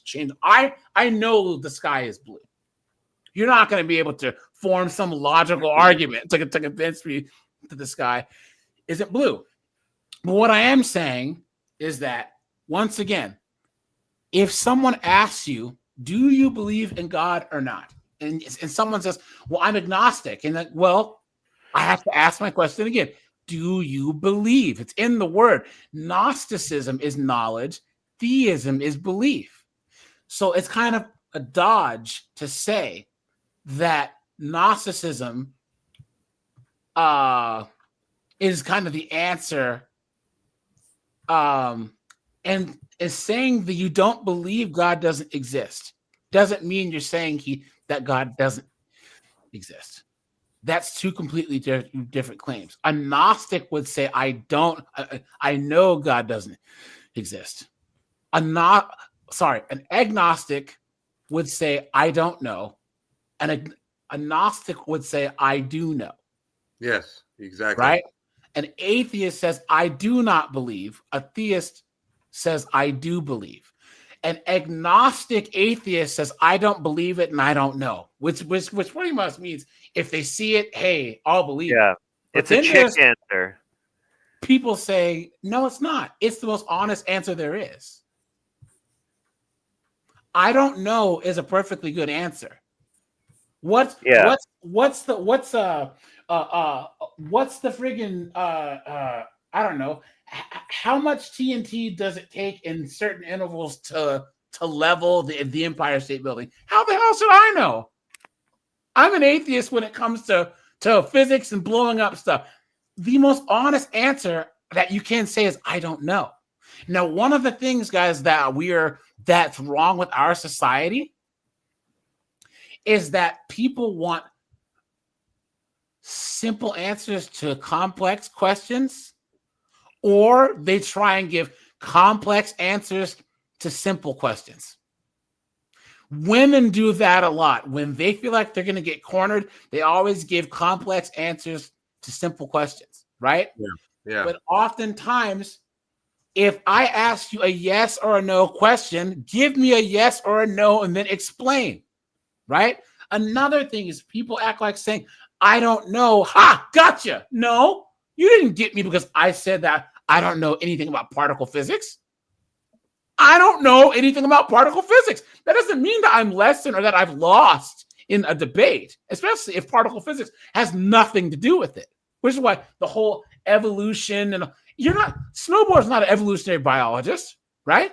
So if we're having a theistic conversation about Jesus and all this other stuff, unless he's arguing to say that he doesn't believe in evolution's wrong, therefore Jesus, then I could say, well, what do you know about evolution? He says, I don't know. Then I can question that because he's trying to make a positive claim, right? But too many times we live in this TikTok gotcha culture where anyone is saying, I don't know. It's why don't you know? And oftentimes, guys, motherfucker, you don't know either. You're asking me, you don't, Snowboard, you don't know about particle physics? Snowboard's like, you don't know either. Yeah. You haven't shown me anything that shows you have a mastery at any of these topics. Because my whole point is that this whole like new atheist that led to new apologetics led to all this verbal vomit and verbal diarrhea about like these transcendental arguments and numerology and all this crap that people don't believe. People believe in certain religions. So number one reason, because it makes them feel good. It makes a lot of people feeling good, believing that Jesus sacrificed himself. You know what I mean? He was a Lamb of God and washed away their sins and all that other stuff. That's the most practical reason why people believe, other than the fact of where they were born. That's the number one determiner of what religion you are, is where you were born. If you're born in India, you're going to probably be a Hindu. If you're born in Pakistan, you'll probably be a Muslim, right? So, once again, I used to think, oh, religious people are so stupid. Guys, it doesn't bother me that people are religious, that there's Christians and Catholics and stuff. If that's what you have to do in order to make it through day to day, fine. That's like a friend of mine, Josh.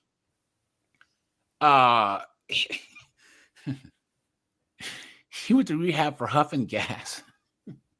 Oh man, he was one of those guys that was like, first he was a junkie, and then he was, he did meth, and he's just always one of those dudes that was getting hooked on something, right? And now, guys, he's been super into the church for like 20 years. He's hooked on Jesus. You know what I'm saying? It's kept him clean, guys. He's in the church. He's like, leading youth groups and all. He is a Bible believing Christian, and I'm happy. It seems like it gave him purpose. Yeah.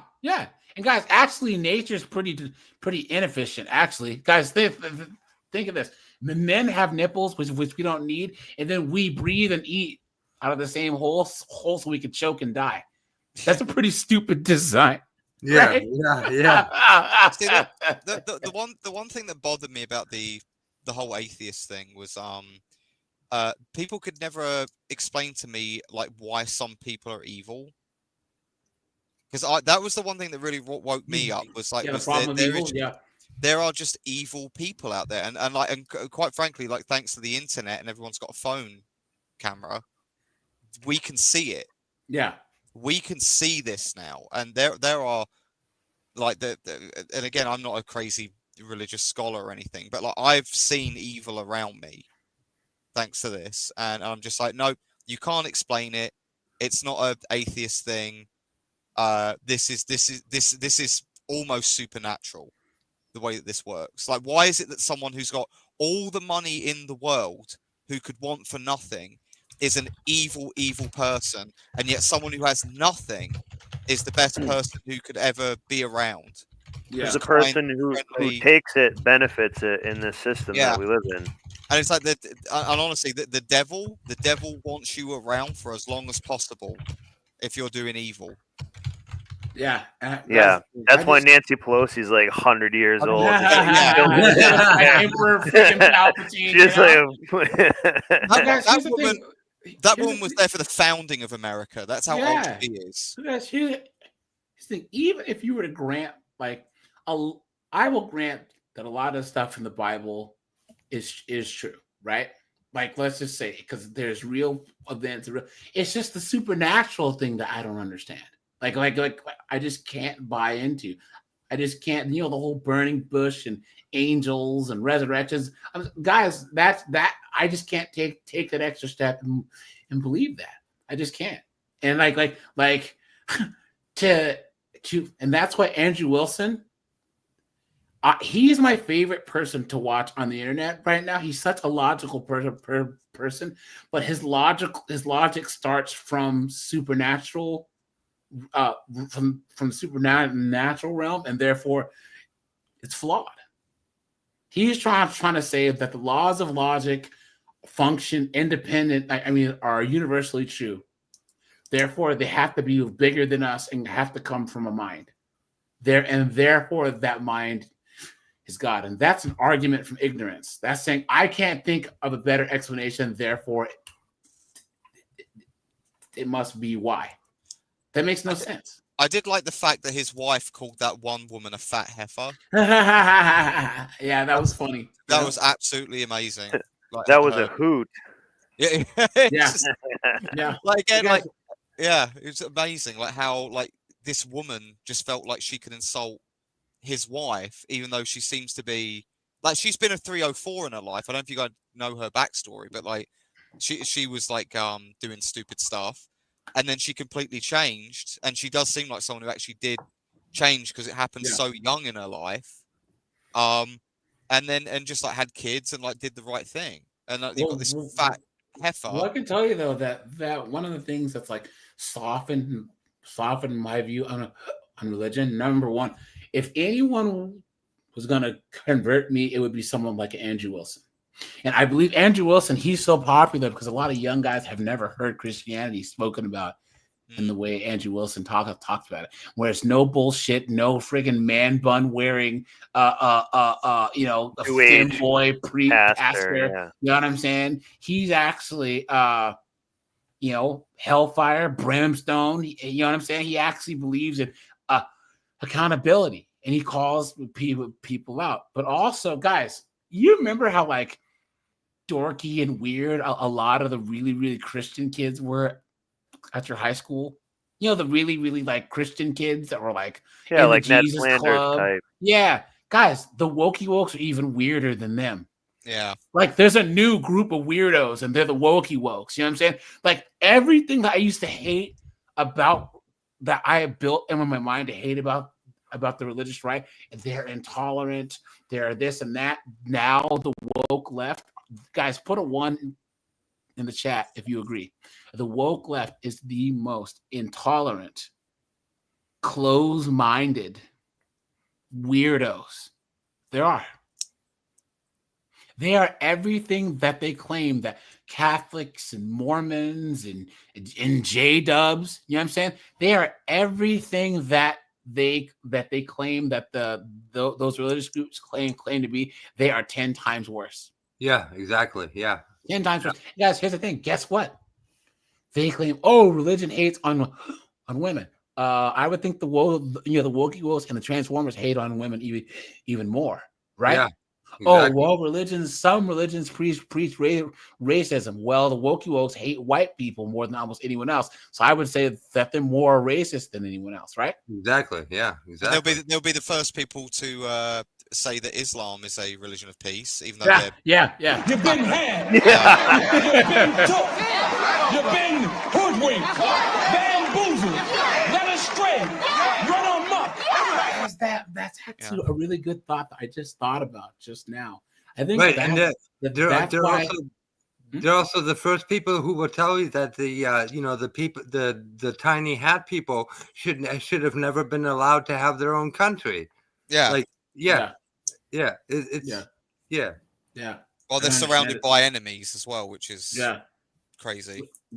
Here's the thing, guys, that kind of that's a good thought that I just thought about. Is the woke left is everything that I used to claim that religious people were when I was like super into the atheist thing.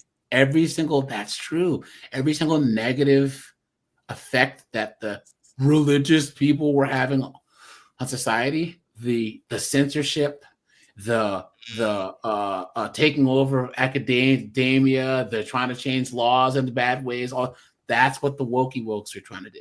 So it's the flip side. Yes. This is I think, if I'm not mistaken, I think I made the comment on your very last stream is for the.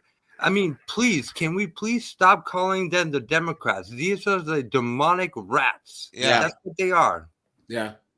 Well, it's the same thing. It's like these same people would say, like, getting back to that to the topic, where it's like, you're beautiful at any size. Yeah, you know, the lie detector determined that was a lie. There's no such thing as being, healthy. You know, what is healthy? Yeah. You know, anyone can look at someone and say that's a healthy person. Yeah. So you're not healthy at 400 pounds. I don't care how you slice this. Guys, hit the like button, hit the subscribe button, hit the super chat button, and guys, the funny thing is they're happy a lot of the time, strangely, and that's like no, they're not. Good. No, they're not. Guys, I used to be Sometimes they fat. seem pretty happy. No one's happy when they're fat. No one is. Because the people who lose weight. Hey, this is the thing about Ozempic. Guys, we didn't even touch on this yet. Because, guys, once again, what did we say, guys? The food industry makes the problem, and then big pharma solves it, right? Guys, Ozempic is a German event of the 30s against fat people. They're saying that. They're saying that it's a smaller cost against fat people. It's funny how Lizzo shut her cake hole, isn't it? When this stuff came out. Hold on. Let me see if I can find this. I say she was fat and proud, and now she's like a lot thinner now. Let's see. Hold on. Weird. When you make millions of dollars, it's funny how your mind changes. Yeah, there's like all these people online that were like, "Yeah, Ozempic is, it's a war against big people. If they were happy, then they sure wouldn't get on Ozempic so fast, Isn't there like a shortage of it where people are trying to buy so much? Guys, here, just talk. I need to back. I'll be back. It's probably like lizard's blood in it or something. Yeah. Like It's all those sacrificed children. They just give you like a little bit of that blood, and they're like, but people like realize it's in it. They're like, well, it's just like it's actually kind of worth it. We're all losing weight. We're happier, healthier, more productive. Like, just let it ride. It's just one. That's probably what they would do. One child's soul. Yeah, there you go. That's all we need. We just need one child for one dose. Yeah, it's unbelievable. But some housewife people who were fat pigs and now they're skinny, like they're like, I'm getting power back, so like I don't really care. Like it might be something where it's it seems good in the short term, but you really pay for it. So like think about it too, man. If you're like sticking yourself with that needle, it's like playing with steroids or something. It's like this is you know what I mean? This is like got to have consequences. Yeah, it's going to come back. It's going to bounce back at them at big time. Because like, I mean, you're not supposed to drop, 200 pounds in like a month. However, like what? Like, yeah. Like you've. It's like someone's taken a chainsaw to you. Like yeah, this, it's too this much. is insanity. And you're telling me that doesn't mess up your DNA? That doesn't like do like irreparable damage to like your reproductive system or anything like that? Well, it's not so much that it doesn't change your DNA. What it does have a major effect is your hormone balance, because all that adipose tissue is hormonally active. This is why, so the females, when, they go through that period of time in usually their early to mid 40s where they have a major hormone change. Guess what? Okay, we don't get it as bad as the females, with the whole, the bad M word, but it happens to us men too. It's the hormone balance that makes the big problem. So yeah. That's so weird. Like it would affect you that way. Men do get anapause, but it's more towards our late 40s, early 50s where our testosterone drops.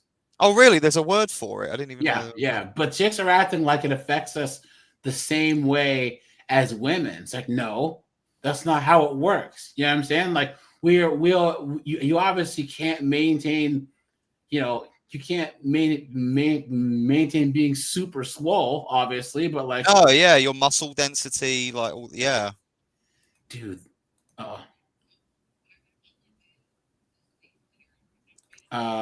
Trying to find one of these dunderheads that's like, Ozempic is a war on fat people. Do you see how like the whole mood changed around Hollywood though when that stuff came out? How it was like everything was fat positive. Yeah. I mean, you were seeing fat aliens in Star Wars. You know what I mean? And it's like, sorry, what? And then now it's just, oh no, now it's gone. This is why these people are they're so horrible. They're like political palm trees, man. They just sway from side to side. Yeah, actually, AJ's brother, Doug, he pointed this out actually quite a while ago, right before you could get the Ozempic and what's the other one? Val, it starts with a V. Valdutra or whatever? I don't know. Wegovy? Wegovy. Yeah, there you go. He called it out perfectly. He said that... Isn't that a Korean dish? Yeah.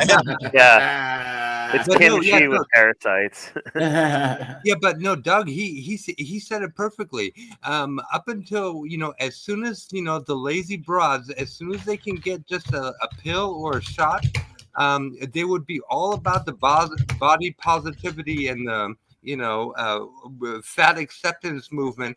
But as soon as they can get an easy out solution, they would be, oh, I'm on a weight loss journey, and I'm getting healthy. And yeah, that's true. Healthy. Yeah. I'm getting healthy. Yeah, guys, just be the. Oh, here you go. Hold on. Here you go. The Ozempic and the body condition of most of the people at the Golden Globes shows that the fat acceptance movement was all a scam. Yeah, it's trash. There we go. Fat acceptance. The moment that you had an easy route out of being overweight, body positivity went out of the window. That's so true, because they're such hypocrites. They're such pieces. There we go.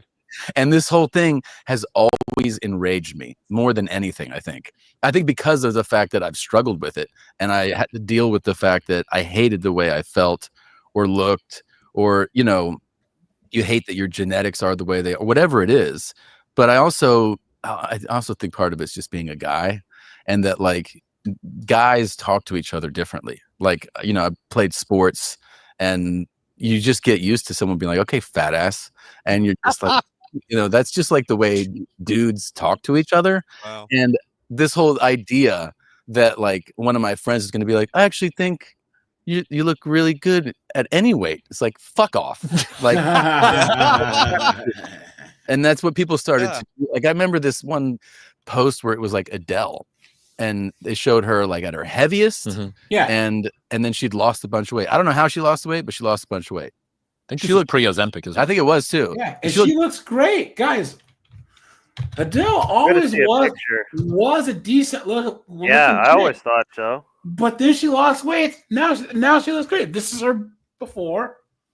Hold on. Right there. This is her before. Wait, where's her before?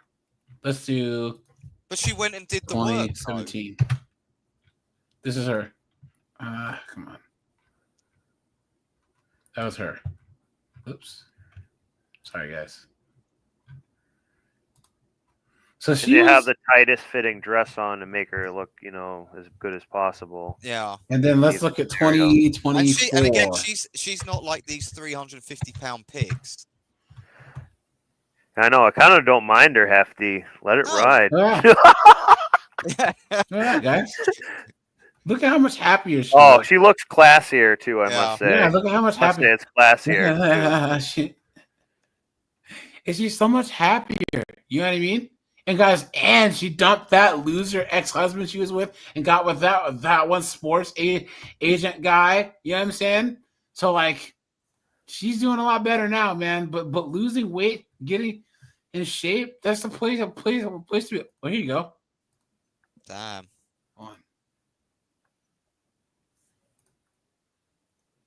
You're annoying. Where's the? Look at that. It's AI. Ugh. I feel like Adele is much more talented than like Katy Perry. Yeah, well, I mean, as far as that stuff goes, Adele's a singer, and Katy Perry. No, you know Katy Perry. No, I didn't mean Katy Perry. I meant Taylor Swift. Katy Perry is actually kind of good. Yeah, well, I think this chick's better than Taylor Swift. Well, yeah. Talent. I mean, here's the thing. Adele's a really, really, really good singer, and she writes her own music. Yeah, a lot of it, which is respectable because a lot of girls now. That's what I'm saying. She's a G.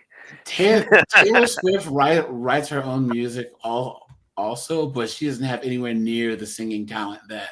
Like you wouldn't put her in the same conversation. Oh wait, you guys didn't see this, did you? Sorry, I didn't change the screen. Look at. Whoa. Yeah. So I hate AI. Yeah. Well, this is really crappy AI. But yeah. So if you're thinking about singers, you're talking about Whitney Houston. You know, Mariah Carey, Christina Aguilera, Adele, you know, Aretha Franklin, they can sing. You know, Katy Perry can sing. She's not like super duper good. I would give her like a 6 or a 7. But Taylor Swift, she's like a 5. She can carry a tune. She does good for what she does. No, Captain Blaine, Taylor Swift is a singer. She sings and she plays guitar and piano. You know what I'm saying? Like she sits there with her guitar and she writes songs. If she writes her own songs, I do respect her way more. Yeah, I had a feeling. I thought she didn't. Taylor Swift writes a lot of songs. Do you guys know actually who's a really good singer and songwriter? Sorry. Is it Alanis Morissette? No, guys. Lady Gaga is a really, really, really good singer and songwriter. Before she got popular, she was writing songs for everybody, for Christina Aguilera, Britney Spears, the Pussycat Dolls. She's writing for that Danity Kane. She was writing for everybody. Yeah, and then she's classically trained. She went to the Juilliard. That's like, what's her name? Sia. Sia is a really good singer. You guys know how many hit songs? Guys, guys, she's wrote hit songs for Beyonce, Rihanna, just what? So she did an interview, and the guy goes, "So how long did it take you to write like this hit beyond Beyonce song?" So 15 minutes, right? She's like, really? She's like, oh yeah. This is the piano guy. She goes, and if I have something in my head, watch. And she's just like, okay. And then he's like, and then he said, good. And in 15 minutes, they have like a banger. And the guy's like, she's like, oh yeah, I do this all the time. Sia is like super autistic. So she kind of like music is like, music is to her what math is to like Rain Man. You know what I'm saying?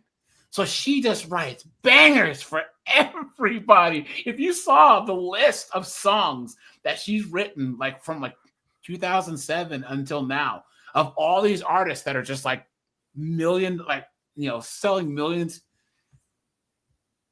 of copies. But yeah, guys, no, but I bring up Lady Gaga because she, just because you're super talented, doesn't mean that you do, that you're likable. There's plenty of people that have a lot of talent that I'm like, ugh, and I don't mind Lady Gaga, her early stuff, you know what I'm saying? Fine, whatever. But like the whole, she's the LDHD TV icon and all this other stuff, it's you kind have of you have to separate the art from the artist. Yeah. Yeah. And it's like some of my most favorite films and TV shows and like especially like animated stuff, like a lot of the guys are like, they're a bunch of creeps. Yeah. Well, like Woody Allen is an example. Yeah, fantastic director. Like he's a complete scum, but he makes great films.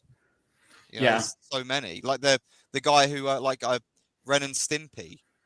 Yeah, he was the guy who came, and he was a complete creep.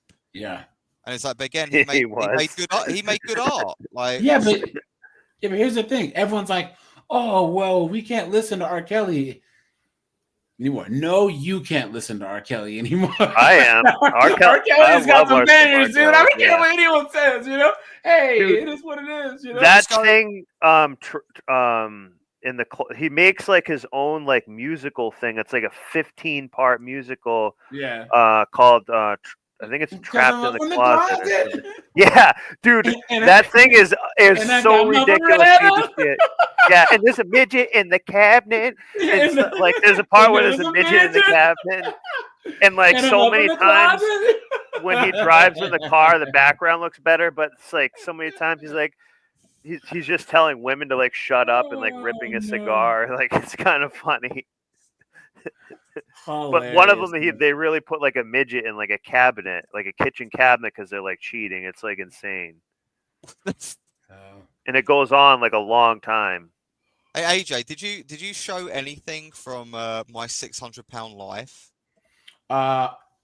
It's copyright, so I don't. Is it? Oh, that's a shame. Yeah. I was gonna say because I love the guys. I was gonna show you this. Actually, let's do this, guys, and then we'll log off. I didn't mean to be on this long, but it is what it is, guys. Guys, make sure to drop a like on the stream, hit the super chat button, hit the join button. Appreciate that, guys. Let's do this. That's the sound of the police. Guys, once again, guys, please, you don't have to be an Olympic athlete, but be the healthiest version of yourself that you can, guys. Guys, fast.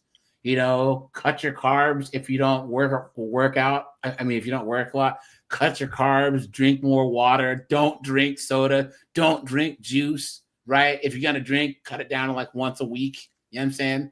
Like don't smoke. And you guys will be relatively healthy. And guys, I can say this too, guys. We used to live in an age where girls that were overweight, like chunky girls, they would have to be really, really cool to like get guys, right? So they knew that was the only way that they could compete with hot chicks is be the chick that would give the thunder throat. You know what I'm saying? That would, cook, that would like, clean his house when he's at work, that would like go to all the football games with him. You know what I'm saying? If he had a fight party, that's how she was cooking. You know what I'm saying? But now, guys, fat chicks act like they're 9s and 10s. Yeah. They had to make up their stats in other Yeah. areas, right? Yep. Like they, That's true. you know, they had to play up their charisma. Yeah. It makes no sense. That's why, guys. Well, I they was found other ways to provide value to your life. Yeah. That's really what Hell it yeah. is. And these other chicks, like, I'm not doing that. I'm Yeah. not doing a damn thing to help make your life better. You're like, you have to make my life way better. I would That's kind of their attitude. 100% rather have a slightly hefty girl. Yeah. Who's or a good girl in my who's like life. a 5 or a 6. Yeah, That's than actually someone fun, who's a fun 9 to be who's a- around. Then it goes a 9 who's annoying. Yeah, a loud, 9 who's and just like a freaking anchor. Yeah. Just like Yeah. dragging this thing around. Yep. And I always say this: chicks think that guys are jealous of the guy that has the hottest chick on his arm. No, guys are jealous of the guy who, you're at the football game and your wife's at home and she's gonna cuss you out because she didn't want you to go, and all the other guys are in the same position except Steve, whose girlfriend or wife comes with him to every game with her face painted in the team's colors. It's cool. Yeah, So exactly. let's have fun. Yeah, that's the type of chick that guys are most jealous of. But here we go. Oops. I'm not looking for it. You're the one who's jacking his traffic stop up right now. Ma'am, you stay over there for a second? Can you stay over there for a second? Yeah, can you stay over there for a second? Hey, how you doing? There's enough stopping your tag lights out. You got dealing? Go ahead and step that call for me. Hello. Hey, I'll tell you right now. Talk for a second. I ain't trying to end you up. Tell her to chill out. Oh, yeah, I'm not going to talk to you without her being around. I'm not trying to end you up. I'm going to give you a citation. It's going to be a criminal citation. You're not. See, now, guys, all he's going to do is give him a ticket because his license plate light is out. That's it. See, he's being nice and calm. But his girlfriend won't shut up. Tell her to walk away. You're going, yeah. Keep going that way. Ma'am, will you please go to your vehicle? It's gonna get to the point. You want to get? It's gonna get. To I'm the gonna tell you point, right now. It's gonna get to the point where she's gonna Stay be low now. obstructing. Okay. If you are interfering with our traffic stop, I'm not. 25 feet. Get back. Jesus Christ! Look at these broads, man. Look at that. You're just sitting there like wasting time. Yeah. Like everyone, all those people's time, and like 3 of which are cops that should be maybe like looking at something more important. It's just wasting everyone's time and making it look worse for this guy. Yeah. Every minute she spends looks worse for him. Yeah. In my opinion.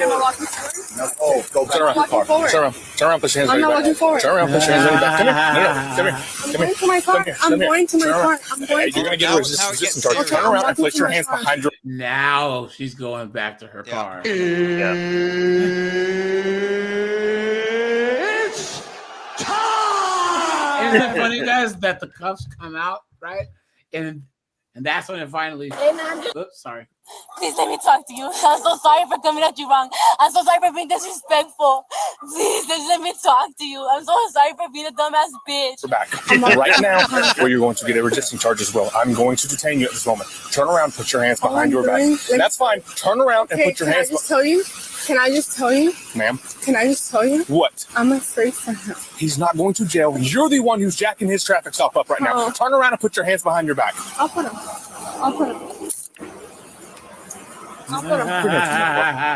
This is a time waster Guys, of everyone. these are base cops. They're gonna go on the base cop playlist. Hold on, guys.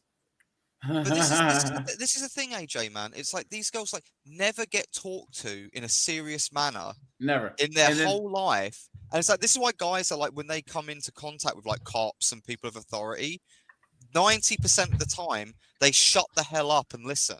Yeah. Yeah. Because they know the ramifications are going to be catastrophic. But then she's watched all this media trying to say that cops just go around jacking people up for no reason, right? So she's gonna actually get involved when there was nothing. So the cops weren't doing anything wrong. They were nice and calm, right? And then she's gonna come in and make stuff worse, all because of what she saw on TikTok. What a joke! Yeah. You know, AJ, you know, for pretty much forever, you've said that basically, you know, the reason that these broads are finally getting arrested more and more is because, you know, more and more states are legalizing the ganja. You know, honestly, I think what's actually having a bigger effect is the fact that all these cops now have body cameras. Yeah. And you know, because you know, on the rare occasion before when cops would actually try to, you know, handcuff and hold the woman accountable, what's the first thing that women always say when they're, you know, being held accountable? Or what's the first thing they claim? SA. Yeah, Yeah, that's true. yeah. And Yeah, and we've seen it happen, right? Right, guys? Yeah, We've yeah. seen I it mean, happen. how many videos have we seen where the women are like, "Oh, you're touching my, you know, my booty. You're touching my boobies," and the cops are like, "It's on camera. We're not touching anything. What are you talking about?" Yeah. Like, You got to feel sobriety. Say again? Let's call it getting booby trapped. Yeah.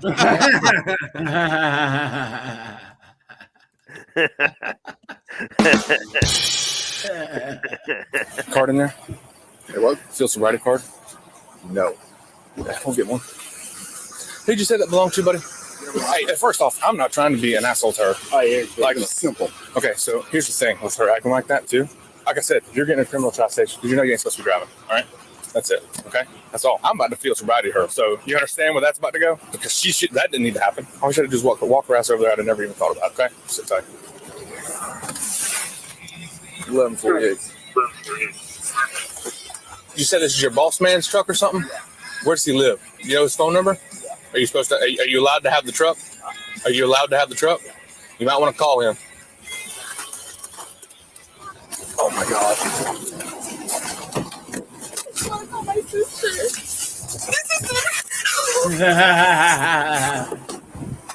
What's she doing? You want to do me a favor? Do you know her? Do you know her? Will you tell her to calm down? Maybe you can talk some sense into her? I mean, all she had to do was just shut up, and he would probably have written the ticket, and they'd be gone. Yeah.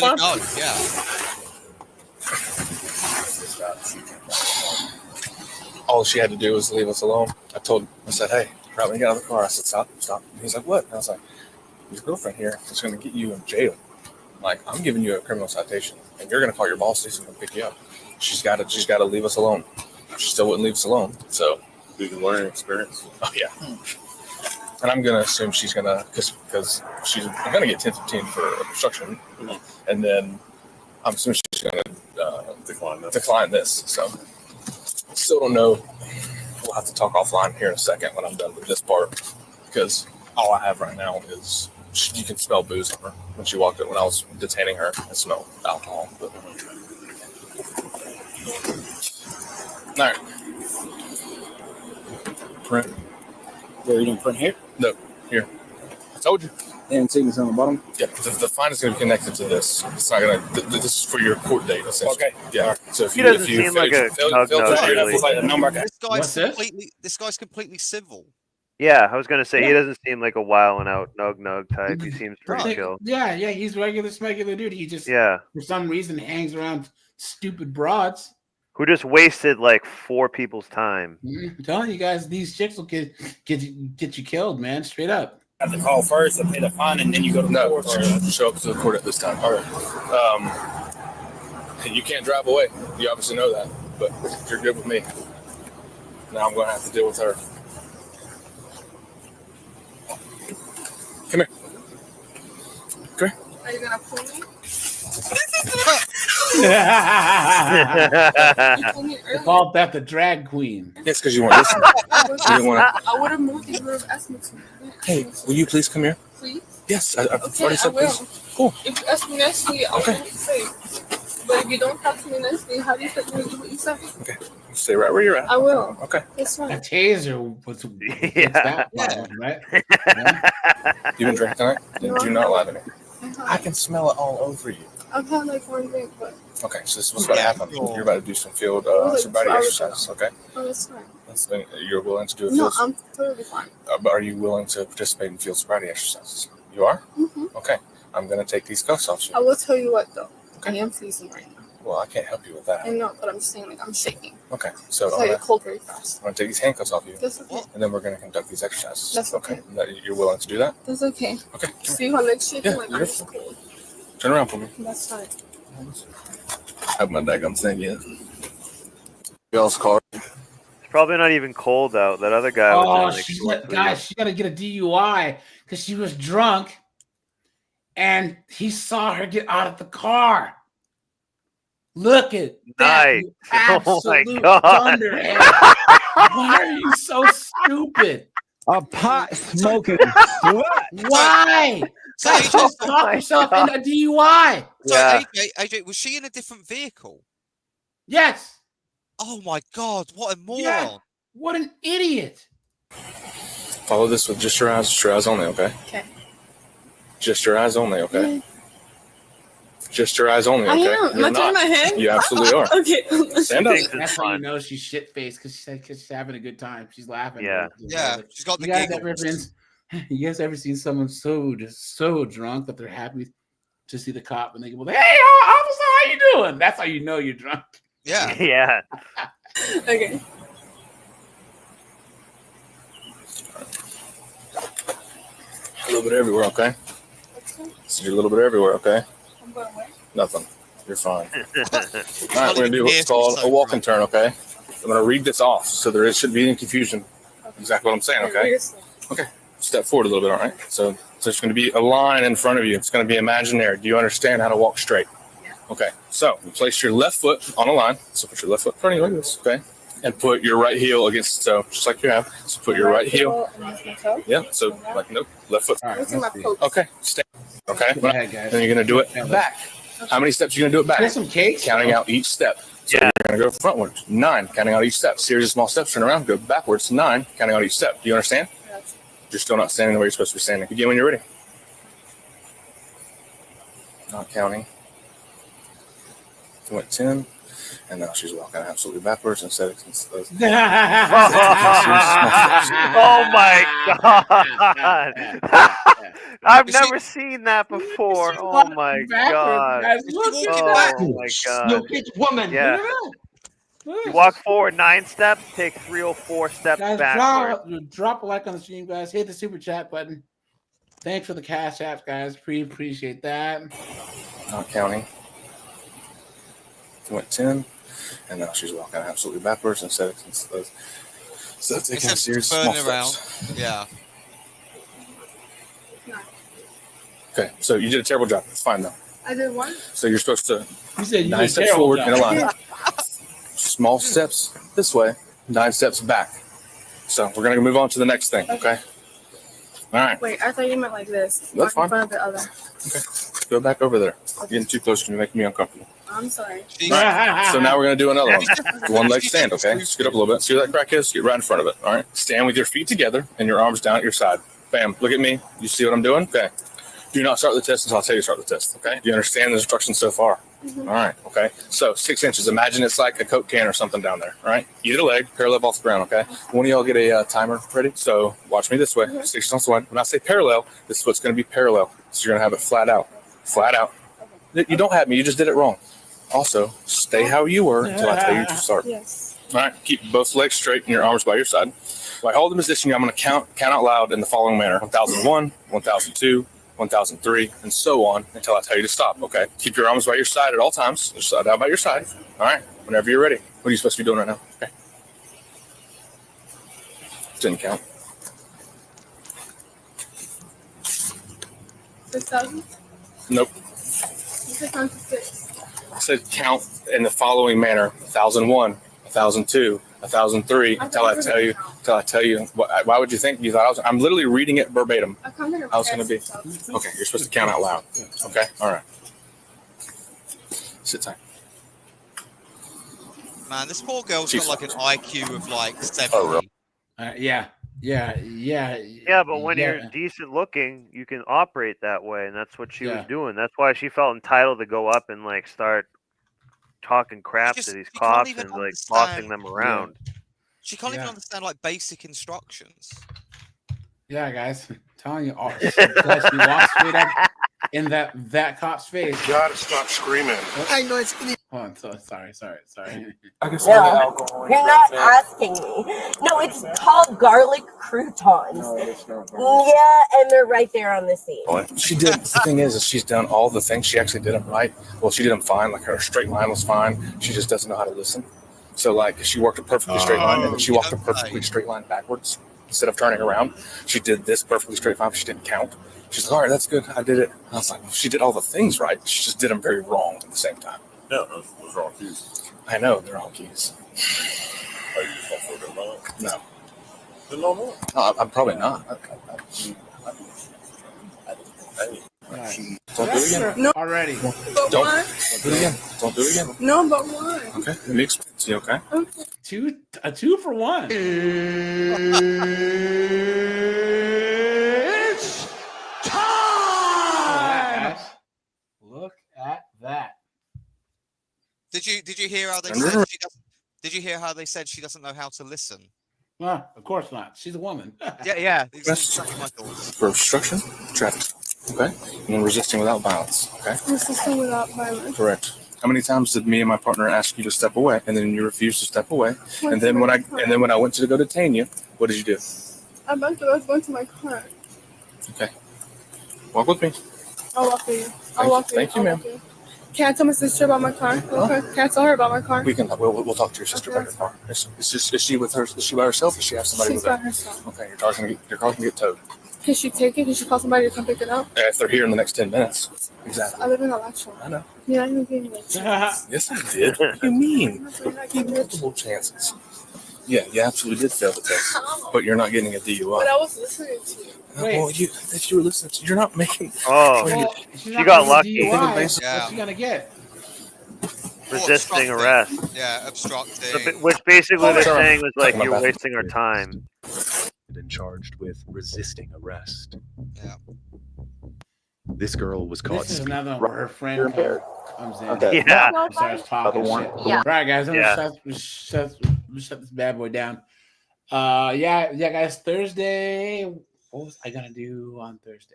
We need to do a 304 episode again for all these like hot ones. There must be some fresh ones. What now? Come out. I was just going to say that we should do a 304 just episode where it's just like any fresh ones that you've seen.